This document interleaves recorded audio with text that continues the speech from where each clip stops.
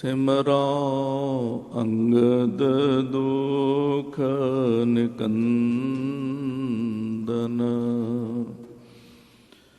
ਗੁਰ ਅਮਰਦਾਸ ਹਿਰਦੈ ਨਿਤ ਧਿਆਉ, ਹਿਰਦੈ ਨਿਤ ਧਿਆਉ।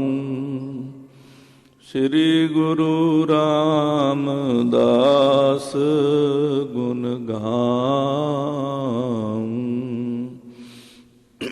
ਗੁਰ ਅਰਜਨ ਬਿਘਨਨ ਕੇ ਨਾਸ਼ਕ, ਬਿਘਨਨ ਕੇ ਨਾਸ਼ਕ। ਹਰਿ ਗੋਬਿੰਦ ਸ਼ੁਭ ਮਤ ਪ੍ਰਕਾਸ਼ਕ। ਸ੍ਰੀ ਹਰਿ ਰਾਏ ਨਮੋ ਕਰ ਜੋਰੀ, ਨਮੋ ਕਰ ਜੋਰੀ। ਸ੍ਰੀ ਹਰਿ ਕ੍ਰਿਸ਼ਨ ਮਨਾਉ ਬਹੋਰੀ। ਤੇਗ ਬਹਾਦਰ ਪਰਮ ਕਿਰਪਾਲਾ ਜੀ, ਪਰਮ ਕਿਰਪਾਲਾ। ਸ੍ਰੀ ਗੁਰੂ ਗੋਬਿੰਦ ਸਿੰਘ ਬਿਸਾਲਾ। ਤਾਰੋ ਤਰਾ ਪਰ ਪੌਨ ਪੌਨ ਸੀਸਾ ਜੀ, ਪੌਨ ਸੀਸਾ। ਬੰਦੋਂ ਬਾਰ ਬਾਰ ਜਗਦੀਸਾ। ਜਾ ਮਹਿ ਅੰਮ੍ਰਿਤ ਗਿਆਨ ਹੈ, ਮਾਣਕ ਭਗਤ ਬੈਰਾਗ। ਗੁਰੂ ਗ੍ਰੰਥ ਸਾਹਿਬ ਉਧਦ, ਬੰਦੋਂ ਕਰ ਅਨੁਰਾਗ। ਮੂਕ ਉਚਰੈ ਸ਼ਾਸਤਰ ਖਟ, ਪਿੰਗ ਗਿਰਨ ਚੜ੍ਹ ਜਾਏ। ਅੰਧ ਲਖੈ ਬਦਰੋ ਸੁਨੈ, ਜੋ ਕਾਲ ਕਿਰਪਾ ਕਰਾਏ। ਕਹਾਂ ਬੁੱਧ ਪ੍ਰਭ ਤੁਛ ਹਮਾਰੀ, ਬਰਨ ਸਕੈ ਮਹਿਮਾ ਜੋ ਤਿਹਾਰੀ। ਹਮ ਨਾ ਸਕਤ ਕਰ ਸਿਫਤ ਤੁਮਹਾਰੀ, ਆਪ ਲਿਹੋ ਤੁਮ ਕਥਾ ਸੁਧਾਰੀ। ਹਮ ਨਾ ਸਕਤ ਕਰ ਸਿਫਤ ਤੁਮਹਾਰੀ, ਆਪ ਲਿਹੋ ਤੁਮ ਕਥਾ ਸੁਧਾਰੀ। ਗੋਰਖ ਆਦ ਸਿੱਧਿਆ ਵੱਡ ਪੂਰੇ, ਇੱਕ ਦਿਨ ਕਰ ਵਿਚਾਰ ਸਭ ਰੂਰੇ। ਵਾਹਿਗੁਰੂ ਜੀ ਕਾ ਖਾਲਸਾ, ਵਾਹਿਗੁਰੂ ਜੀ ਕੀ ਫਤਿਹ। ਪਰਮ ਸਤਿਕਾਰਯੋਗ ਗੁਰੂ ਰੂਪ ਗੁਰੂ ਖਾਲਸਾ ਸਾਧ ਸੰਗਤ ਜੀਓ, ਵੱਡਿਆਂ ਭਾਗਾਂ ਵਾਲੇ ਹਾਂ। ਸੱਚੇ ਸਤਿਗੁਰੂ ਧੰਨ ਧੰਨ ਸਾਹਿਬ ਸ੍ਰੀ ਗੁਰੂ ਗ੍ਰੰਥ ਸਾਹਿਬ ਮਹਾਰਾਜ ਜੀ ਦੀ ਪਾਵਨ ਪਵਿੱਤਰ ਹਜ਼ੂਰੀ 'ਚ ਹਾਜ਼ਰੀਆਂ ਭਰ ਕੇ ਆਪਣੇ ਜੀਵਨ ਦੇ ਕੀਮਤੀ ਸਮੇਂ ਨੂੰ ਸਫਲ ਬਣਾ ਰਹੇ ਹਾਂ। ਹੁਣੇ ਹੁਣੇ ਗੁਰੂ ਰਾਮਦਾਸ ਸਾਹਿਬ ਸੱਚੇ ਪਾਤਸ਼ਾਹ ਦੇ ਦਰ ਦੇ ਕੀਰਤਨੀਆਂ ਪਾਸੋਂ ਰਸ ਭਿੰਨਾ ਕੀਰਤਨ ਆਪ ਸਭ ਸੰਗਤਾਂ ਨੇ ਸਰਵਣ ਕੀਤਾ ਹੈ। ਮਹਾਰਾਜ ਜੀ ਦੀ ਬੜੀ ਮਿਹਰ ਹੈ, ਆਪਣੇ ਸਿੱਖਾਂ ਦੇ ਗਲੇ ਨੂੰ ਮਿਠਾਸ ਬਖਸ਼ਦੇ ਹੈ ਤੇ ਕੀਰਤਨ ਦੀ ਦਾਤ ਬਖਸ਼ਿਸ਼ ਕਰਦੇ ਹੈ। ਮਹਾਰਾਜ ਸਾਹਿਬ ਜੀ ਦੀ ਬੜੀ ਕਿਰਪਾ ਵਰਤ ਰਹੀ ਹੈ। ਕੱਲ ਰਾਤ ਦੇ ਦੀਵਾਨਾਂ ਤੋਂ ਧੰਨ ਧੰਨ ਸਾਹਿਬ ਸ੍ਰੀ ਗੁਰੂ ਅੰਗਦ ਦੇਵ ਸਾਹਿਬ ਜੀ ਮਹਾਰਾਜ ਸਾਹਿਬ ਜੀ ਦੇ ਜੀਵਨ ਦੀ ਕਥਾ ਗੁਰ ਪ੍ਰਤਾਪ ਸੂਰਜ ਗ੍ਰੰਥ ਦੇ ਵਿੱਚੋਂ ਪ੍ਰਾਰੰਭ ਹੋਈ ਹੈ। ਲਗਾਤਾਰ 10 ਤਰੀਕ ਤੱਕ ਮਹਾਰਾਜ ਜੀ ਦੀ ਮਿਹਰ ਸਦਕਾ ਆਪਾਂ ਸਾਰਿਆਂ ਨੇ ਗੁਰੂ ਅੰਗਦ ਦੇਵ ਸਾਹਿਬ ਸੱਚੇ ਪਾਤਸ਼ਾਹ ਜੀ ਦਾ ਜਸ ਸਰਵਣ ਕਰਨਾ ਹੈ। ਕਿਵੇਂ ਮੇਰੇ ਪਾਤਸ਼ਾਹ ਨੇ ਆਪਣੇ ਸਿੱਖਾਂ ਦੇ ਉੱਤੇ ਕਿਰਪਾ ਕੀਤੀ, ਪਰਉਪਕਾਰ ਕੀਤੇ ਔਰ ਸਿੱਖਾਂ ਦੇ ਬੇੜੇ ਬੰਨੇ ਲਾਏ ਨੇ। ਕੱਲ ਦੇ ਇਤਿਹਾਸ ਵਿੱਚ ਸ਼ਰਵਣ ਕੀਤਾ ਸੀ ਗੁਰੂ ਅੰਗਦ ਦੇਵ ਸਾਹਿਬ ਮਹਾਰਾਜ ਜੀ ਦੀ ਨਿਤ ਕਿਰਿਆ ਕੀ ਹੁੰਦੀ ਸੀ।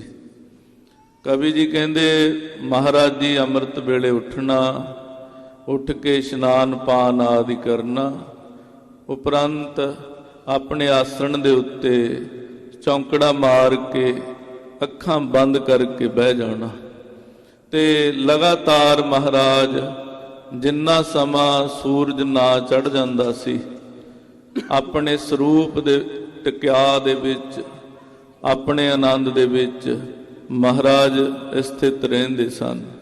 ਜਦੋਂ ਮਹਾਰਾਜ ਸਾਹਿਬ ਜੀ ਨੇਤਰ ਖੋਲ੍ਹਦੇ ਸੀ, ਦਰਵਾਜ਼ੇ ਤੇ ਬੇਅੰਤ ਲੋਕ ਬੈਠੇ ਹੁੰਦੇ ਸੀ, ਦੁਖੀ, ਰੋਗੀ, ਜਿਨ੍ਹਾਂ ਦੇ ਉੱਤੇ ਮਹਾਰਾਜ ਜੀ ਦੀ ਪਹਿਲੀ ਕਿਰਪਾ ਦ੍ਰਿਸ਼ਟੀ ਪੈ ਜਾਂਦੀ ਸੀ।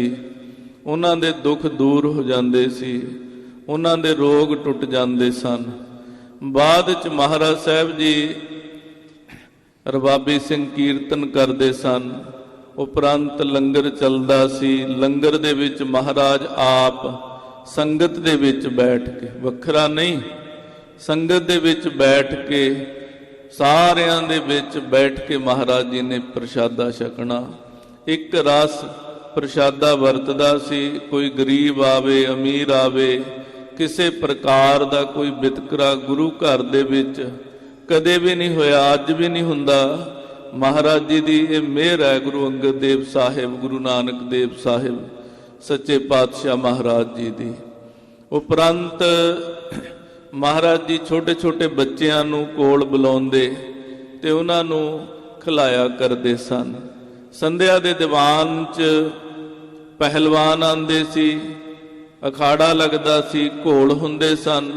ਮਹਾਰਾਜ ਜੀ ਬੜਾ ਨਵਾਜਦੇ ਸੀ ਪਹਿਲਵਾਨਾਂ ਨੂੰ।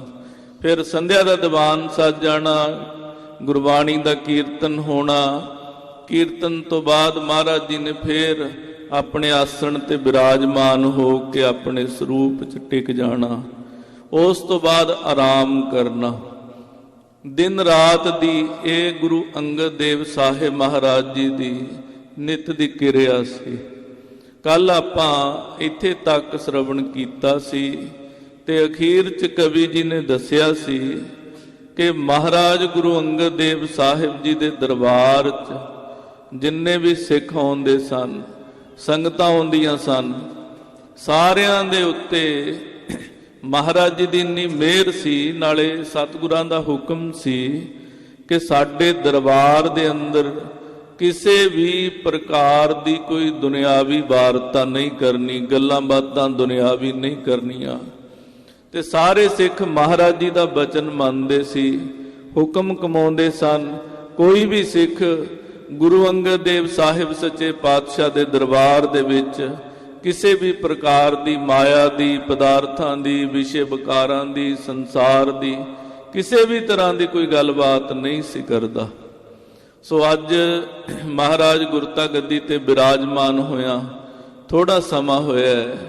ਉਹ ਸਿੱਧ ਜਿਹੜੇ ਸਿੱਧਾਂ ਨੂੰ ਧੰਨ ਗੁਰੂ ਨਾਨਕ ਦੇਵ ਸਾਹਿਬ ਜੀ ਮਹਾਰਾਜ ਸੁਮੇਰ ਪਰਬਤ ਤੇ ਮਿਲੇ ਸਨ, ਗੋਰਖਨਾਥ ਆਦਿਕ, ਉਹਨਾਂ ਨੇ ਸਲਾਹ ਬਣਾਈ ਹੈ ਕਿ ਪਤਾ ਚੱਲਿਆ ਗੁਰੂ ਨਾਨਕ ਦੀ ਗੱਦੀ ਤੇ ਦੂਸਰੇ ਗੁਰੂ ਬਿਰਾਜਮਾਨ ਹੋਏ ਹੈ, ਚੱਲੋ ਚੱਲ ਕੇ ਉਹਨਾਂ ਦੇ ਦਰਸ਼ਨ ਕਰਦੇ ਆ, ਨਾਲੇ ਦੇਖਦੇ ਆ ਵੀ ਉਹੀ ਜੋਤ ਹੈ, ਉਹੀ ਤਾਕਤ ਹੈ, ਉਹੀ ਕਲਾ ਹੈ, ਉਹੀ ਹੈ ਸਾਰਾ ਕੁਝ ਕਿ ਕੁਝ ਅੰਤਰ ਹੈ।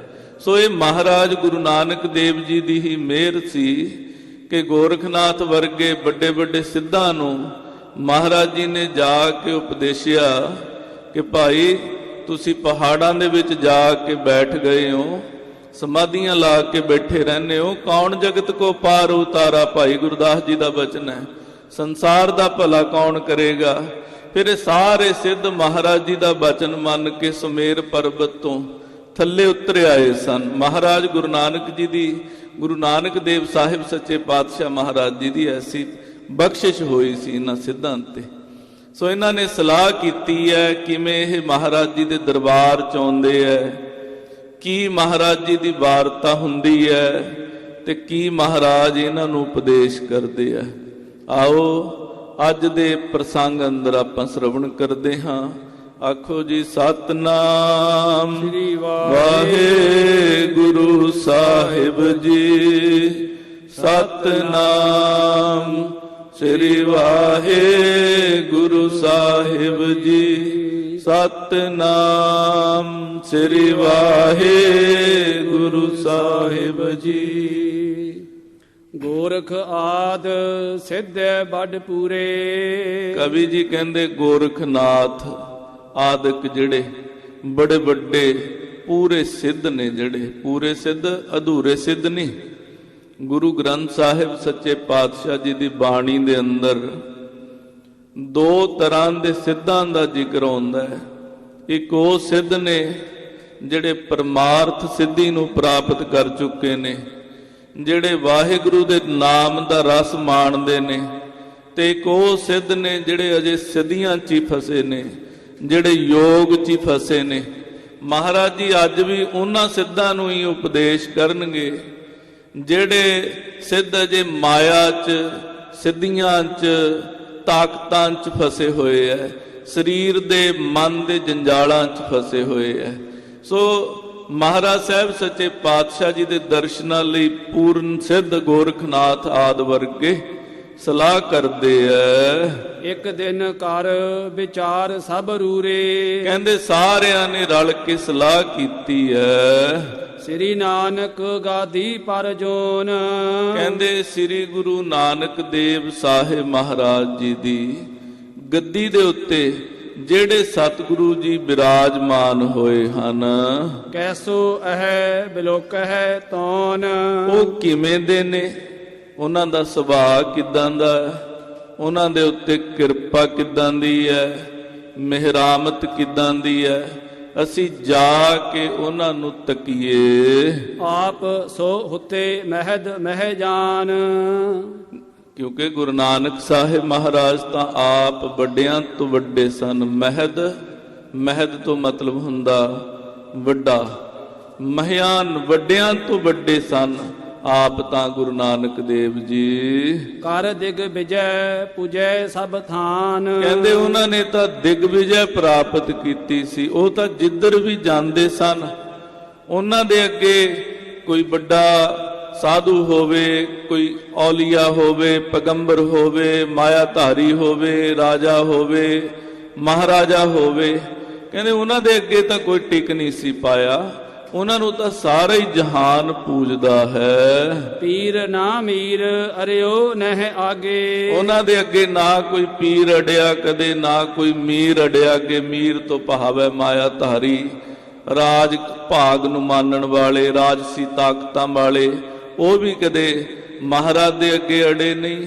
ਤੇ ਪੀਰਾਂ ਨੇ ਤਾਂ ਕੀ ਅੜਨਾ ਸੀ, ਕਿਉਂਕਿ ਪੀਰ ਤਾਂ ਜਦੋਂ ਦੇਖ ਲੈਂਦੇ ਸੀ ਮਹਾਰਾਜ ਸਾਹਿਬ ਸੱਚੇ ਪਾਤਸ਼ਾਹ ਦੀ ਤਾਕਤ ਨੂੰ, ਉਹ ਤਾਂ ਆਪਣੇ ਆਪ ਹੀ ਝੁਕ ਜਾਂਦੇ ਸਨ। ਹਾਰ ਸਰਬ ਚਰਨੀ ਤਿਨ ਲਾਗੇ। ਹਾਰ ਕੇ ਸਾਰੇ ਹੀ ਮਹਾਰਾਜ ਜੀ ਦੇ ਚਰਨਾਂ 'ਚ ਲੱਗ ਜਾਂਦੇ ਸਨ। ਇਮ ਵਿਚਾਰ ਸਭ ਹੀ ਚੱਲ ਆਏ। ਇਸ ਤਰ੍ਹਾਂ ਦੀਆਂ ਵਿਚਾਰਾਂ ਕਰਕੇ ਸਾਰੇ ਸਿੱਧ ਆਪਸ ਦੇ ਵਿੱਚ ਚੱਲ ਆਏ। ਦੋ ਦੋ ਪੰਕਤੀਆਂ ਪੜ੍ਹ ਲਓ ਜੀ ਹੁਣ। ਸਤਿਗੁਰ ਕੋ ਨਿਜ ਦਰਸ ਦਿਖਾਏ। ਗੋਰਖ ਭਰ ਥਰ ਚਰਪਟ ਸਾਥ। ਕਹਿੰਦੇ ਮਹਾਰਾਜ ਸਾਹਿਬ ਸੱਚੇ ਪਾਤਸ਼ਾਹ ਜੀ ਦੇ ਦਰਸ਼ਨ ਕਰਨ ਦੇ ਲਈ ਇਹ ਸਾਰੇ ਸਿੱਧ ਆਏ ਆ। ਗੋਰਖਨਾਥ ਦੇ ਨਾਲ ਚਰਪਟਨਾਥ ਹੈ, ਯੋਗੀ ਭਰਤਰੀ ਹੈ, ਗੋਪੀ ਚੰਦ ਸੋ ਈਸ਼ਰਨਾਥ, ਤੇ ਗੋਪੀ ਚੰਦ ਹੈ, ਈਸ਼ਰਨਾਥ ਹੈ। ਇਹ ਹੋਰ ਜਿਹੜੇ ਸਿੱਧ ਨਾਲ ਨੇ ਉਹਨਾਂ ਦੇ ਨਾਮ ਹਨ। ਆਏ ਸਤਿਗੁਰ ਲੈਨ ਪ੍ਰਤੱਗਿਆ। ਪਾਏ ਪ੍ਰਤੀਤ ਭਰਮ ਔਰ ਭੱਗਿਆ। ਇਹ ਮਹਾਰਾਜ ਸਾਹਿਬ ਜੀ ਦੀ ਪ੍ਰਤੱਗਿਆ ਲੈਣ ਆਏ ਆ, ਦੇਖਣ ਆਏ ਆ, ਪਰਖਣ ਆਏ ਆ, ਸਮਝਣ ਆਏ ਆ ਕਿ ਉਹੀ ਜੋਤ ਹੈ, ਉਹੀ ਕਲਾ ਹੈ, ਉਹੀ ਤਾਕਤ ਹੈ, ਉਹੀ ਖੇਡ ਹੈ, ਕੋਈ ਫਰਕ ਤਾਂ ਨਹੀਂ ਹੈ ਕਿਸੇ ਤਰ੍ਹਾਂ ਦਾ। ਕਵੀ ਜੀ ਕਹਿੰਦੇ ਆ, ਕਹਿੰਦੇ ਜਦੋਂ ਇਹਨਾਂ ਨੇ ਆ ਕੇ ਤੱਕਿਆ ਨਾ ਮਹਾਰਾਜ ਜੀ ਨੂੰ, ਭਰਮ ਔਰ ਭੱਗਿਆ। ਇਹਨਾਂ ਦਾ ਅੰਦਰਲਾ ਜਿਹੜਾ ਭਰਮ ਸੀ ਉਹ ਦੂਰ ਹੋ ਗਿਆ। ਇਹਨਾਂ ਦੇ ਅੰਦਰੋਂ ਮਹਾਰਾਜ ਜੀ ਦਾ ਦਰਸ਼ਨ ਕਰਕੇ ਹੀ, ਜਦੋਂ ਦਰਸ਼ਨ ਕੀਤਾ ਆ ਕੇ, ਜਿਹੜਾ ਭਰਮ ਸੀ ਮਨ ਦੇ ਵਿੱਚ, ਕੋਈ ਅੰਤਰ ਤਾਂ ਨਹੀਂ ਹੈ, ਕੋਈ ਫਰਕ ਤਾਂ ਨਹੀਂ ਹੈ, ਉਹ ਚਲਾ ਗਿਆ। ਸ੍ਰੀ ਅੰਗਦ ਸਿੰਘਾਸਨ ਬੈਸੇ ਆਏ ਕਹੀ ਆਦੇਸ ਆਦੇਸੈ। ਕਹਿੰਦੇ ਮਹਾਰਾਜ ਸਾਹਿਬ ਜੀ ਆਪਣੇ ਸਿੰਘਾਸਣ ਤੇ ਬੈਠੇ ਨੇ ਤੇ ਇਹਨਾਂ ਸਿੱਧਾਂ ਨੇ ਆ ਕੇ ਮਹਾਰਾਜ ਜੀ ਨੂੰ ਆਖਿਆ ਹੈ ਆਦੇਸ਼ ਆਦੇਸ਼। ਇਹ ਸਿੱਧਾਂ ਦਾ ਬੋਲਾ ਸੀ, ਇਹਦਾ ਮਤਲਬ ਹੈ ਨਮਸਕਾਰ। ਜਦੋਂ ਗੁਰੂ ਨਾਨਕ ਦੇਵ ਸਾਹਿਬ ਮਹਾਰਾਜ ਸੁਮੇਰ ਪਰਬਤ ਤੇ ਗਏ, ਮਹਾਰਾਜ ਜੀ ਪਹਿਲੀ ਵਾਰ ਮਿਲੇ ਸਿੱਧਾਂ ਨੂੰ, ਉਦੋਂ ਸਿੱਧਾਂ ਨੇ ਆਖਿਆ ਸੀ ਆਦੇਸ਼। ਮਹਾਰਾਜ ਜੀ ਨੇ ਅੱਗੇ ਬਚਨ ਕੀਤਾ ਸੀ ਤਿਸੈ ਆਦੇਸ਼। ਇਹ ਜਿਹੜਾ ਸ਼ਬਦ ਆਪਾਂ ਜਪਜੀ ਸਾਹਿਬ ਚ ਪੜ੍ਹਦੇ ਆ ਨਾ, ਆਦੇਸ਼, ਤਿਸੈ ਆਦੇਸ਼, ਇਹ ਮਹਾਰਾਜ ਸਾਹਿਬ ਸੱਚੇ ਪਾਤਸ਼ਾਹ ਜੀ ਨੇ ਸੁਮੇਰ ਪਰਬਤ ਤੇ ਉਚਾਰਨ ਕੀਤਾ ਸੀ ਕਿ ਨਮਸਕਾਰ ਹੈ ਉਸ ਵਾਹਿਗੁਰੂ ਨੂੰ ਸਾਡੀ। ਇਹਨਾਂ ਨੇ ਆ ਕੇ ਮਹਾਰਾਜ ਜੀ ਨੂੰ ਆਦੇਸ਼ ਕੀਤੀ ਹੈ, ਨਮਸਕਾਰ ਕੀਤੀ ਹੈ। ਮਹਾਰਾਜ ਜੀ ਨੇ ਆਖਿਆ ਤਿਸੈ ਆਦੇਸ਼, ਸਾਡੀ ਵੀ ਸਿੱਧੋ ਤੁਹਾਨੂੰ ਵੀ ਉਸ ਵਾਹਿਗੁਰੂ ਨੂੰ ਵੀ ਨਮਸਕਾਰ ਹੈ। ਤਿਨਕੇ ਮਨ ਕੀ ਸਭ ਗੁਰ ਜਾਨੀ, ਸਾਦਰ ਮੁਦਰ ਭਾਖ ਕਰ ਬਾਨੀ। ਜਦੋਂ ਇਹ ਮਹਾਰਾਜ ਜੀ ਦੇ ਕੋਲ ਆਏ ਹੈ, ਮਹਾਰਾਜ ਜੀ ਨੇ ਇਹਨਾਂ ਦੇ ਮਨ ਦੀ ਅੰਦਰ ਦੀ ਦਸ਼ਾ ਜਿਹੜੀ ਹੈ ਉਹ ਸਾਰੀ ਜਾਣ ਲਈ ਹੈ ਵੀ ਇਹ ਕੀ ਭਾਵਨਾ ਲੈ ਕੇ ਆਏ ਹੈ, ਕੀ ਖਿਆਲ ਨੇ ਇਹਨਾਂ ਦੇ ਅੰਦਰ। ਸਾਧ ਸੰਗਤ ਜੀ, ਮਹਾਰਾਜ ਜੀ ਅੱਜ ਵੀ ਜਾਣਦੇ ਹੈ ਸਾਡੇ ਅੰਦਰ ਕੀ ਚੱਲਦਾ ਹੈ, ਸਾਡੇ ਦਿਲ 'ਚ ਕੀ ਚੱਲਦਾ ਹੈ, ਸਾਡੇ ਦਿਮਾਗ 'ਚ ਕੀ ਚੱਲਦਾ ਹੈ। ਉਹ ਗੱਲ ਵੱਖਰੀ ਹੈ ਵੀ ਸਾਨੂੰ ਪਤਾ ਨਹੀਂ ਚੱਲਦਾ ਵੀ ਮਹਾਰਾਜ ਸਾਡੇ ਬਾਰੇ ਸਾਰਾ ਕੁਝ ਜਾਣਦੇ ਆ। ਜਿਹੜੇ ਬੰਦਗੀ ਵਾਲੇ ਹੁੰਦੇ ਨੇ, ਮਿਹਰ ਵਾਲੇ ਹੁੰਦੇ ਨੇ, ਜਿਨ੍ਹਾਂ ਨੂੰ ਕੋਈ ਕਿਰਪਾ ਹੋਈ ਹੁੰਦੀ ਹੈ, ਕੋਈ ਸ਼ਹੀਦ ਫੌਜਾਂ ਦੇ ਦਰਸ਼ਨ ਹੁੰਦੇ ਹੈ ਜਾਂ ਮਹਾਰਾਜ ਜੀ ਦੀ ਆਵਾਜ਼ ਪੈ ਜਾਂਦੀ ਹੈ, ਉਹਨਾਂ ਨੂੰ ਪੁੱਛ ਕੇ ਦੇਖਿਓ, ਜੇ ਗੁਰੂ ਘਰ ਆ ਕੇ ਕੋਈ ਉਹਨਾਂ ਦੇ ਅੰਦਰ ਸੰਕਲਪ ਵੀ ਆ ਜਾਏ ਨਾ, ਵੀ ਕੋਈ ਕੱਪੜਿਆਂ ਦਾ ਹੀ ਸੰਕਲਪ ਆ ਗਿਆ, ਕੋਈ ਮਾਇਆ ਦਾ ਸੰਕਲਪ ਆ ਗਿਆ, ਉਦੋਂ ਹੀ ਫਿਰ ਡਾਂਟ ਪੈ ਜਾਂਦੀ ਹੈ ਵੀ ਮਹਾਰਾਜ ਦੀ ਹਜ਼ੂਰੀ 'ਚ ਜਾ ਕੇ, ਸ਼ਹੀਦਾਂ ਦੇ ਸਥਾਨਾਂ ਤੇ ਜਾ ਕੇ, ਐਡੇ ਵੱਡੇ ਵੱਡੇ ਸਥਾਨਾਂ ਤੇ ਜਾ ਕੇ ਤੁਹਾਡੇ ਅੰਦਰ ਸੰਕਲਪ ਕੀ ਚੱਲਦੇ ਰਹਿੰਦੇ ਆ, ਤੁਹਾਡੇ ਅੰਦਰ ਚੱਲਦਾ ਕੀ ਰਹਿੰਦਾ। ਸਾਨੂੰ ਕੋਈ ਕਹਿਣ ਵਾਲਾ ਨਹੀਂ, ਟੋਕਣ ਵਾਲਾ ਨਹੀਂ, ਸਾਡੀ ਇੰਨੀ ਅਵਸਥਾ ਨਹੀਂ ਹੁੰਦੀ ਵੀ ਸਾਨੂੰ ਆਵਾਜ਼ ਪਵੇ, ਸਾਨੂੰ ਮਹਾਰਾਜ ਜੀ ਦੀ ਮਿਹਰਾਮਤ ਨਾਲ ਸਾਡੇ ਔਗਣ ਦਾ ਪਤਾ ਚੱਲੇ, ਤਾਂ ਸਾਨੂੰ ਲੱਗਦਾ ਵੀ ਸਾਡੇ ਅੰਦਰ ਜੋ ਚੱਲੀ ਜਾਂਦਾ ਮਹਾਰਾਜ ਕਿਹੜਾ ਜਾਣਦੇ ਐ। ਪਰ ਨਹੀਂ, ਘਟ ਘਟ ਕੇ ਅੰਤਰ ਕੀ ਜਾਣਤ, ਭਲੇ ਬੁਰੇ ਕੀ ਪੀਰ ਪਛਾਨਤ। ਹਰ ਇੱਕ ਦੇ ਹਿਰਦੇ ਦੀ ਗੱਲ, ਹਿਰਦੇ ਦੀ ਹਰ ਇੱਕ ਅਵਸਥਾ ਮਹਾਰਾਜ ਸਾਹਿਬ ਜੀ ਜਾਣਦੇ ਐ।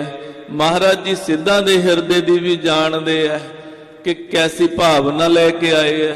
ਭਾਵਨਾ ਤਾਂ ਚੰਗੀ ਐ, ਮਹਾਰਾਜ ਗੁਰੂ ਨਾਨਕ ਸਾਹਿਬ ਦੇ ਮੁਰੀਦ ਨੇ, ਇਹ ਭਾਵਨਾ ਰੱਖਦੇ ਨੇ ਸੱਚੇ ਸਤਿਗੁਰੂ ਜੀ ਤੇ। ਪਰ ਇੱਕ ਖਿਆਲ ਜ਼ਰੂਰ ਹੈ ਵੀ ਦੇਖੀਏ ਜਿਹੜੇ ਉਹਨਾਂ ਵਰਗੇ ਗੁਰਤਾ ਗੱਦੀ ਤੇ ਬਿਰਾਜਮਾਨ ਹੋਏ ਆ, ਉਹਨਾਂ ਵਰਗੇ ਹੀ ਹੈ ਕਿ ਕੋਈ ਥੋੜਾ ਬਹੁਤਾ ਕੋਈ 19-21 ਦਾ ਅੰਤਰ ਹੈ। ਇਹਨਾਂ ਦੇ ਅੰਦਰ ਦੀ ਮਹਾਰਾਜ ਜੀ ਨੇ ਜਾਣੀ ਹੈ ਤੇ ਮਹਾਰਾਜ ਜੀ ਨੇ ਆਇਆ ਨੂੰ ਆਦਰ ਦਿੱਤਾ, ਬੜੇ ਆਦਰ ਦੇ ਨਾਲ। ਬੈਠਾਰੇ ਆਸਨ ਸੁਭਦੈ, ਗੋਰਖ ਆਦ ਪ੍ਰਸੰਨ ਮਨ ਭੈ। ਬੜੇ ਸੋਹਣੇ ਸੋਹਣੇ ਸਿੱਖਾਂ ਨੂੰ ਕਹਿ ਕੇ ਇਹਨਾਂ ਦਾ ਆਦਰ ਕੀਤਾ, ਇਹਨਾਂ ਨੂੰ ਆਸਣ ਦਿੱਤੇ ਹੈ। ਆਸਣ ਦੇ ਕੇ ਆਖਿਆ ਮਹਾਪੁਰਸ਼ੋ ਬੈਠੋ, ਆਸਣ ਗ੍ਰਹਿਣ ਕਰੋ। ਜਦੋਂ ਗੁਰੂ ਅੰਗਦ ਦੇਵ ਸਾਹਿਬ ਜੀ ਨੇ ਇੰਨੀ ਨਿਮਰਤਾ ਦੇ ਨਾਲ, ਇੰਨੇ ਪ੍ਰੇਮ ਦੇ ਨਾਲ ਇਹਨਾਂ ਨਾਲ ਗੱਲ ਕੀਤੀ ਹੈ, ਕਵੀ ਜੀ ਕਹਿੰਦੇ ਸਾਰਿਆਂ ਦੇ ਮਨ ਪ੍ਰਸੰਨ ਹੋ ਗਏ। ਆਖੋ ਸਤਨਾਮ ਸ੍ਰੀ ਵਾਹਿਗੁਰੂ। ਕਿਉਂਕਿ ਜਦੋਂ ਗੁਰੂ ਨਾਨਕ ਦੇਵ ਸਾਹਿਬ ਮਹਾਰਾਜ ਜੀ ਨੂੰ ਇਹ ਮਿਲੇ ਸੀ ਨਾ, ਉਦੋਂ ਵੀ ਮਹਾਰਾਜ ਜੀ ਨੂੰ ਮਿਲਣ ਤੋਂ ਬਾਅਦ ਇਹਨਾਂ ਦਾ ਦਿਲ ਖਿੜ ਗਿਆ ਸੀ ਕਿ ਧੰਨ ਹੈ ਐਸਾ ਮਹਾਤਮਾ ਸਾਨੂੰ ਕਲਯੁਗ ਦੇ ਵਿੱਚ ਪ੍ਰਾਪਤ ਹੋਇਆ, ਦਰਸ਼ਨ ਹੋਏ ਨੇ। ਅੱਜ ਗੁਰੂ ਅੰਗਦ ਦੇਵ ਸਾਹਿਬ ਜੀ ਦੇ ਪਿਆਰੇ ਬੋਲ ਸੁਣੇ ਆ ਇਹਨਾਂ ਨੇ, ਤੇ ਮਹਾਰਾਜ ਜੀ ਨੇ ਇਹਨਾਂ ਨੂੰ ਬੜੇ ਅਦਬ ਨਾਲ, ਪ੍ਰੇਮ ਨਾਲ ਬੈਠਣ ਲਈ ਆਖਿਆ ਹੈ, ਤੇ ਬੈਠੇ ਐ ਤੇ ਇਹਨਾਂ ਦੇ ਮਨ ਬੜੇ ਪ੍ਰਸੰਨ ਹੋਏ ਹਨ। ਕਹਿ ਅਸ਼ਟਾਂਗ ਹੈ ਜੋਗ ਮਹਾਤਮ, ਬਿਨਾ ਜੋਗ ਨਹਿ ਨਿਰਮਲ ਆਤਮ। ਹੁਣ ਇਹਨਾਂ ਨੇ ਮਹਾਰਾਜ ਜੀ ਦੇ ਗਿਆਨ ਦੇ ਸੰਬੰਧ ਚ ਸਵਾਲ ਕਰਨੇ ਸ਼ੁਰੂ ਕੀਤੇ ਐ। ਕਹਿੰਦੇ ਮਹਾਰਾਜ ਜੀ, ਅਸੀਂ ਯੋਗ ਮਤ ਦੇ ਵਿੱਚੋਂ ਆਏ ਆ, ਅਸੀਂ ਯੋਗ ਮਤ ਦਾ ਫਲ ਜਾਣਿਆ ਹੈ ਕਿ ਯੋਗ ਮਤ ਦਾ ਫਲ ਬਹੁਤ ਹੈ, ਤੇ ਯੋਗ ਕੀਤੇ ਬਿਨਾ ਨਾ ਸਰੀਰ ਦੀ ਸ਼ੁੱਧੀ ਹੋਵੇ ਔਰ ਨਾ ਹਿਰਦੇ ਦੀ ਸ਼ੁੱਧੀ ਹੋਵੇ, ਨਾ ਮਨ ਦੀ ਸ਼ੁੱਧੀ ਹੋਵੇ। ਪ੍ਰਥਮ ਸਕਲ ਜੇ ਭੈ ਮਹਾਨਾ, ਕਰ ਕਰ ਜੋਗ ਸੋ ਪਾਇਓ ਗਿਆਨਾ। ਮਹਾਰਾਜ ਜਿਹੜੇ ਪਹਿਲਾਂ ਵੱਡੇ ਵੱਡੇ ਮੁਨੀ ਹੋਏ ਐ, ਗਿਆਨੀ ਹੋਏ ਐ, ਮਹਾਤਮਾ ਹੋਏ ਐ, ਉਹਨਾਂ ਨੇ ਵੀ ਮਹਾਰਾਜ ਯੋਗ ਸਾਧਨਾ ਸਾਧ ਕੇ ਹੀ, ਹਠ ਯੋਗ ਕਰ ਕਰਕੇ ਹੀ ਆਪਣੇ ਸਰੂਪ ਦਾ ਗਿਆਨ ਪ੍ਰਾਪਤ ਕੀਤਾ ਸੀ। ਇਹ ਪਹਿਲਾਂ ਸਿੱਧ ਸਵਾਲ ਕਰਨਗੇ, ਫਿਰ ਮਹਾਰਾਜ ਗੁਰੂ ਅੰਗਦ ਦੇਵ ਸਾਹਿਬ ਜੀ ਇਹਨਾਂ ਸਾਰੇ ਸਿੱਧਾਂ ਦੇ ਸਵਾਲਾਂ ਦਾ ਜਵਾਬ ਦੇਣਗੇ। ਤੁਮ ਕਲ ਜੁਗ ਮਹਿ ਪੇ ਅਵਤਾਰ, ਗੁਰਤਾ ਗਾਦੀ ਬੈਠ ਉਧਾਰ। ਮਹਾਰਾਜ ਸਾਹਿਬ ਜੀ ਆਪ ਜੀ ਕਲਯੁਗ ਦੇ ਵਿੱਚ ਕਲਯੁਗਾ ਅਵਤਾਰ ਹੋ, ਭਾਵ ਕਲਯੁਗ ਦੇ ਵਿੱਚ ਆਏ ਹੋਏ।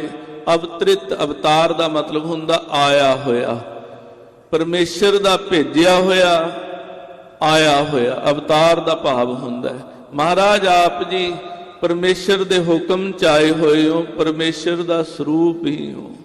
ਮਹਾਰਾਜ ਆਪ ਜੀ ਕਲਯੁਗ ਦੇ ਜੀਵਾਂ ਦਾ ਉਧਾਰ ਕਰ ਰਹੇ ਹੋ। ਜੋਗ ਜੁਗਤ ਨਹਿ ਪੰਥ ਤੁਮਾਰੇ, ਕਿਸ ਪ੍ਰਕਾਰ ਸਿੱਖ ਕਰੋ ਉਧਾਰੇ। ਮਹਾਰਾਜ ਤੁਹਾਡੇ ਪੰਥ ਦੇ ਵਿੱਚ, ਤੁਹਾਡੇ ਮਾਰਗ ਦੇ ਵਿੱਚ ਜੋਗ, ਅਸ਼ਟਾਂਗ ਯੋਗ, ਧਿਆਨ ਧਾਰਨਾ, ਸਮਾਧੀ ਆਦਿਕ, ਹਠ ਯੋਗ ਆਦਿਕ, ਮਹਾਰਾਜ ਇਹ ਤਾਂ ਹੈ ਨਹੀਂ।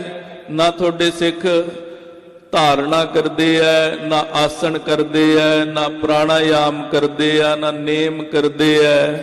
ਮਹਾਰਾਜ ਫਿਰ ਤੁਸੀਂ ਯੋਗ ਤੋਂ ਬਿਨਾ, ਭਾਵ ਕਠਿਨ ਸਾਧਨਾ ਤੋਂ ਬਿਨਾ ਆਪਣੇ ਸਿੱਖਾਂ ਦਾ ਪਾਰ ਉਤਾਰਾ ਸੰਸਾਰ ਤੋਂ ਕਿੱਦਾਂ ਕਰੋਗੇ। ਬਿਨਾ ਜੋਗ ਸਿੱਧ ਹਾਥ ਨ ਆਵਤ, ਬਿਨਾ ਜੋਗ ਵਿਗਿਆਨ ਨਾ ਪਾਵਤ।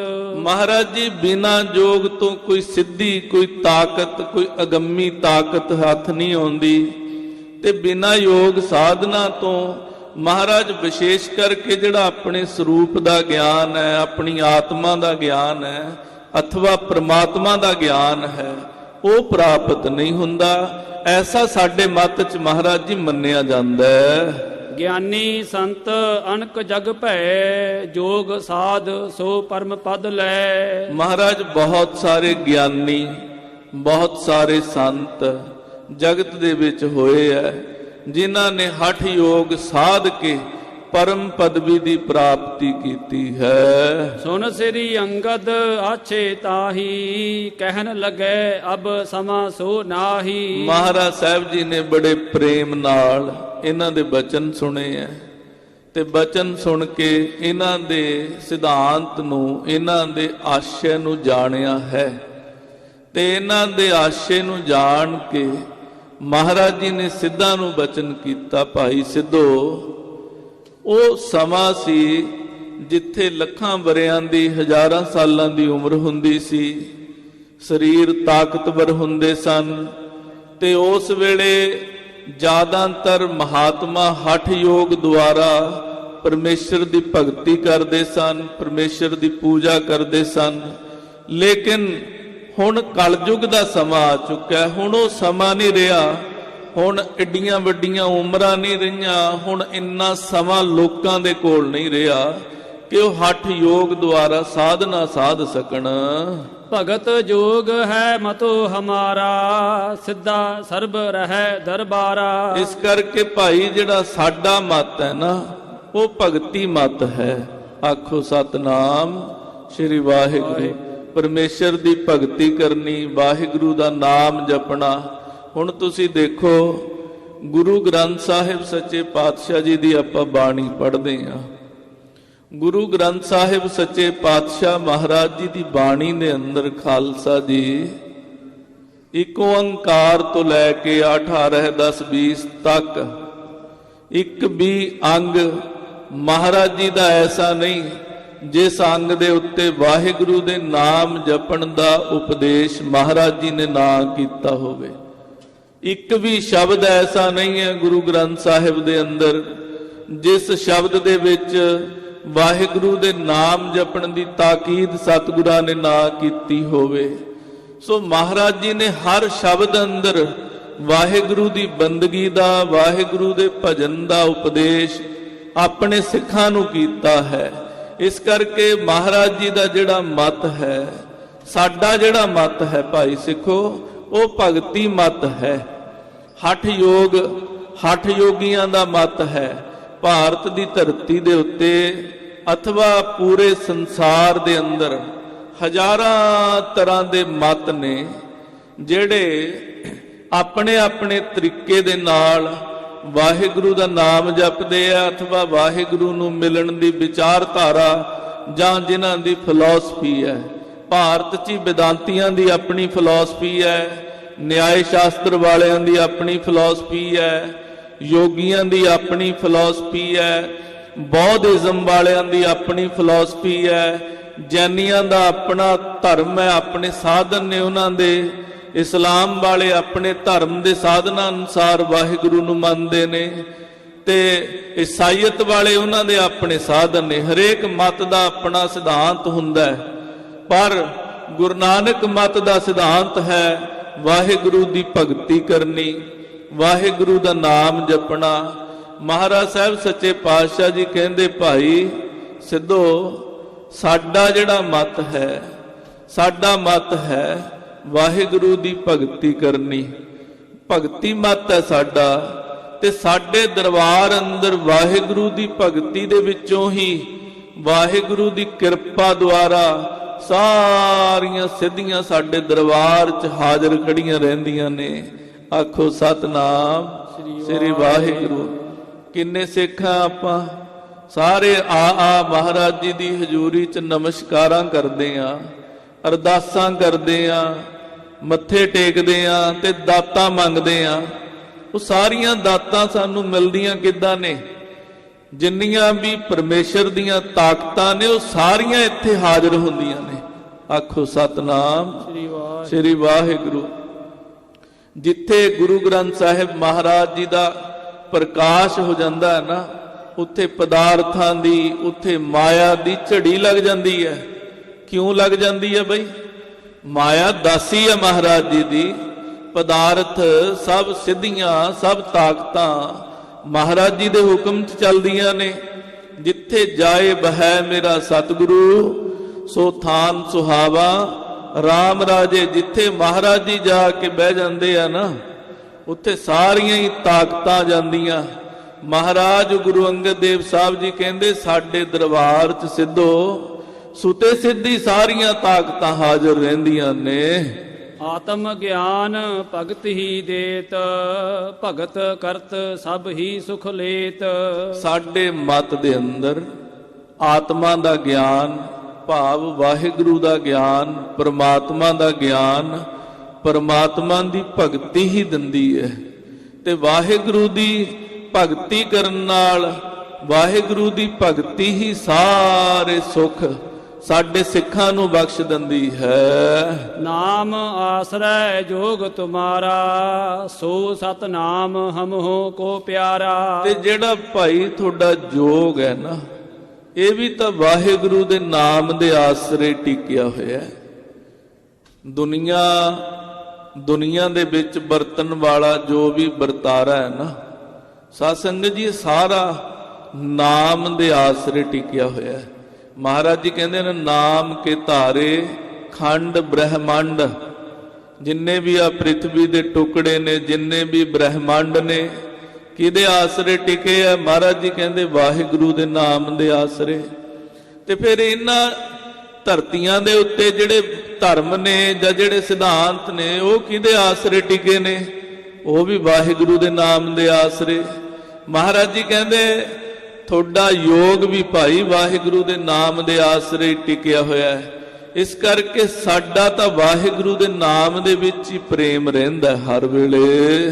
ਤਨ ਸਾਧਨ ਹਿਤ ਜੋਗ ਕਮਾਵੋ, ਪੁਨ ਮਨ ਜੀਤੋ ਡੀਠ ਟਿਕਾਵੋ। ਫਿਰ ਜਿਹੜੇ ਗੋਰਖਨਾਥ ਜੀ ਜੋਗੀ ਨੇ, ਮਹਾਰਾਜ ਜੀ ਬੜੇ ਪਿਆਰ ਨਾਲ ਬਚਨ ਕਰਦੇ ਆ। ਜਿਹੜੇ ਜੋਗੀ ਨੇ ਇਹ ਪਹਿਲਾਂ ਤਨ ਨੂੰ ਸਾਧਣ ਲਈ ਜੋਗ ਕਮਾਉਂਦੇ ਆ ਤੇ ਪਹਿਲਾਂ ਇਹ ਸਰੀਰ ਨੂੰ ਸ਼ੁੱਧ ਕਰਦੇ ਆ, ਕਿਉਂਕਿ ਯੋਗ ਦੀਆਂ ਬਹੁਤ ਸਾਰੀਆਂ ਪ੍ਰਕਿਰਿਆਵਾਂ ਨੇ। ਸਾਰੀਆਂ ਪ੍ਰਕਿਰਿਆਵਾਂ ਦਾ ਜ਼ਿਕਰ ਨਹੀਂ ਕੀਤਾ ਜਾ ਸਕਦਾ, ਬਹੁਤ ਲੰਮਾ ਚੈਪਟਰ ਹੈ, ਇੱਕ ਲੰਮੀ ਫਿਲਾਸਫੀ ਹੈ ਯੋਗ। ਕਹਿੰਦੇ ਉਹਦੇ 'ਚ ਫਿਰ ਇਹ ਸਰੀਰ ਸੋਧਦੇ ਆ। ਜਦੋਂ ਸਰੀਰ ਸ਼ੁੱਧ ਹੋ ਜਾਂਦਾ ਹੈ ਫਿਰ ਮਨ ਨੂੰ ਰੋਕਣ ਲਈ, ਮਨ ਨੂੰ ਟਿਕਾਉਣ ਲਈ ਫਿਰ ਪ੍ਰਯਤਨ ਕੀਤੇ ਜਾਂਦੇ ਆ, ਫਿਰ ਮਨ ਨੂੰ ਟਿਕਾਉਂਦੇ ਆ। ਸਰੀਰ ਸਾਧ ਕੇ ਕਹਿੰਦੇ ਜਦੋਂ ਮਨ ਟਿਕ ਜਾਂਦਾ ਸਿੱਧ ਆਏ ਤਬ ਠਾਂਡੀ ਹੋਏ, 300 ਪਰਚੋ ਤੁਮਰੋ ਜੋਏ। ਕਹਿੰਦੇ ਫਿਰ ਇਹ ਸਿੱਧਾਂ ਜਿਹੜੀਆਂ ਆ ਕੇ ਤਾਕਤਾਂ ਜਿਹੜੀਆਂ ਸ਼ਕਤੀਆਂ ਜਿਹੜੀਆਂ ਅੱਗੇ ਖੜ ਜਾਂਦੀਆਂ ਤੇ ਉਹਨਾਂ ਨਾਲ ਜਿਹੜੇ ਤੁਹਾਡੇ ਯੋਗੀ ਨੇ ਉਹਨਾਂ ਦਾ ਪਰਿਚੈ ਪੈ ਜਾਂਦਾ ਹੈ। ਭਾਵ ਉਹ ਉਹਨਾਂ ਦੇ ਵਿੱਚ ਉਹ ਸਿੱਧ ਜਿਹੜੇ ਆ ਉਹ ਪਰਚ ਜਾਂਦੇ ਆ।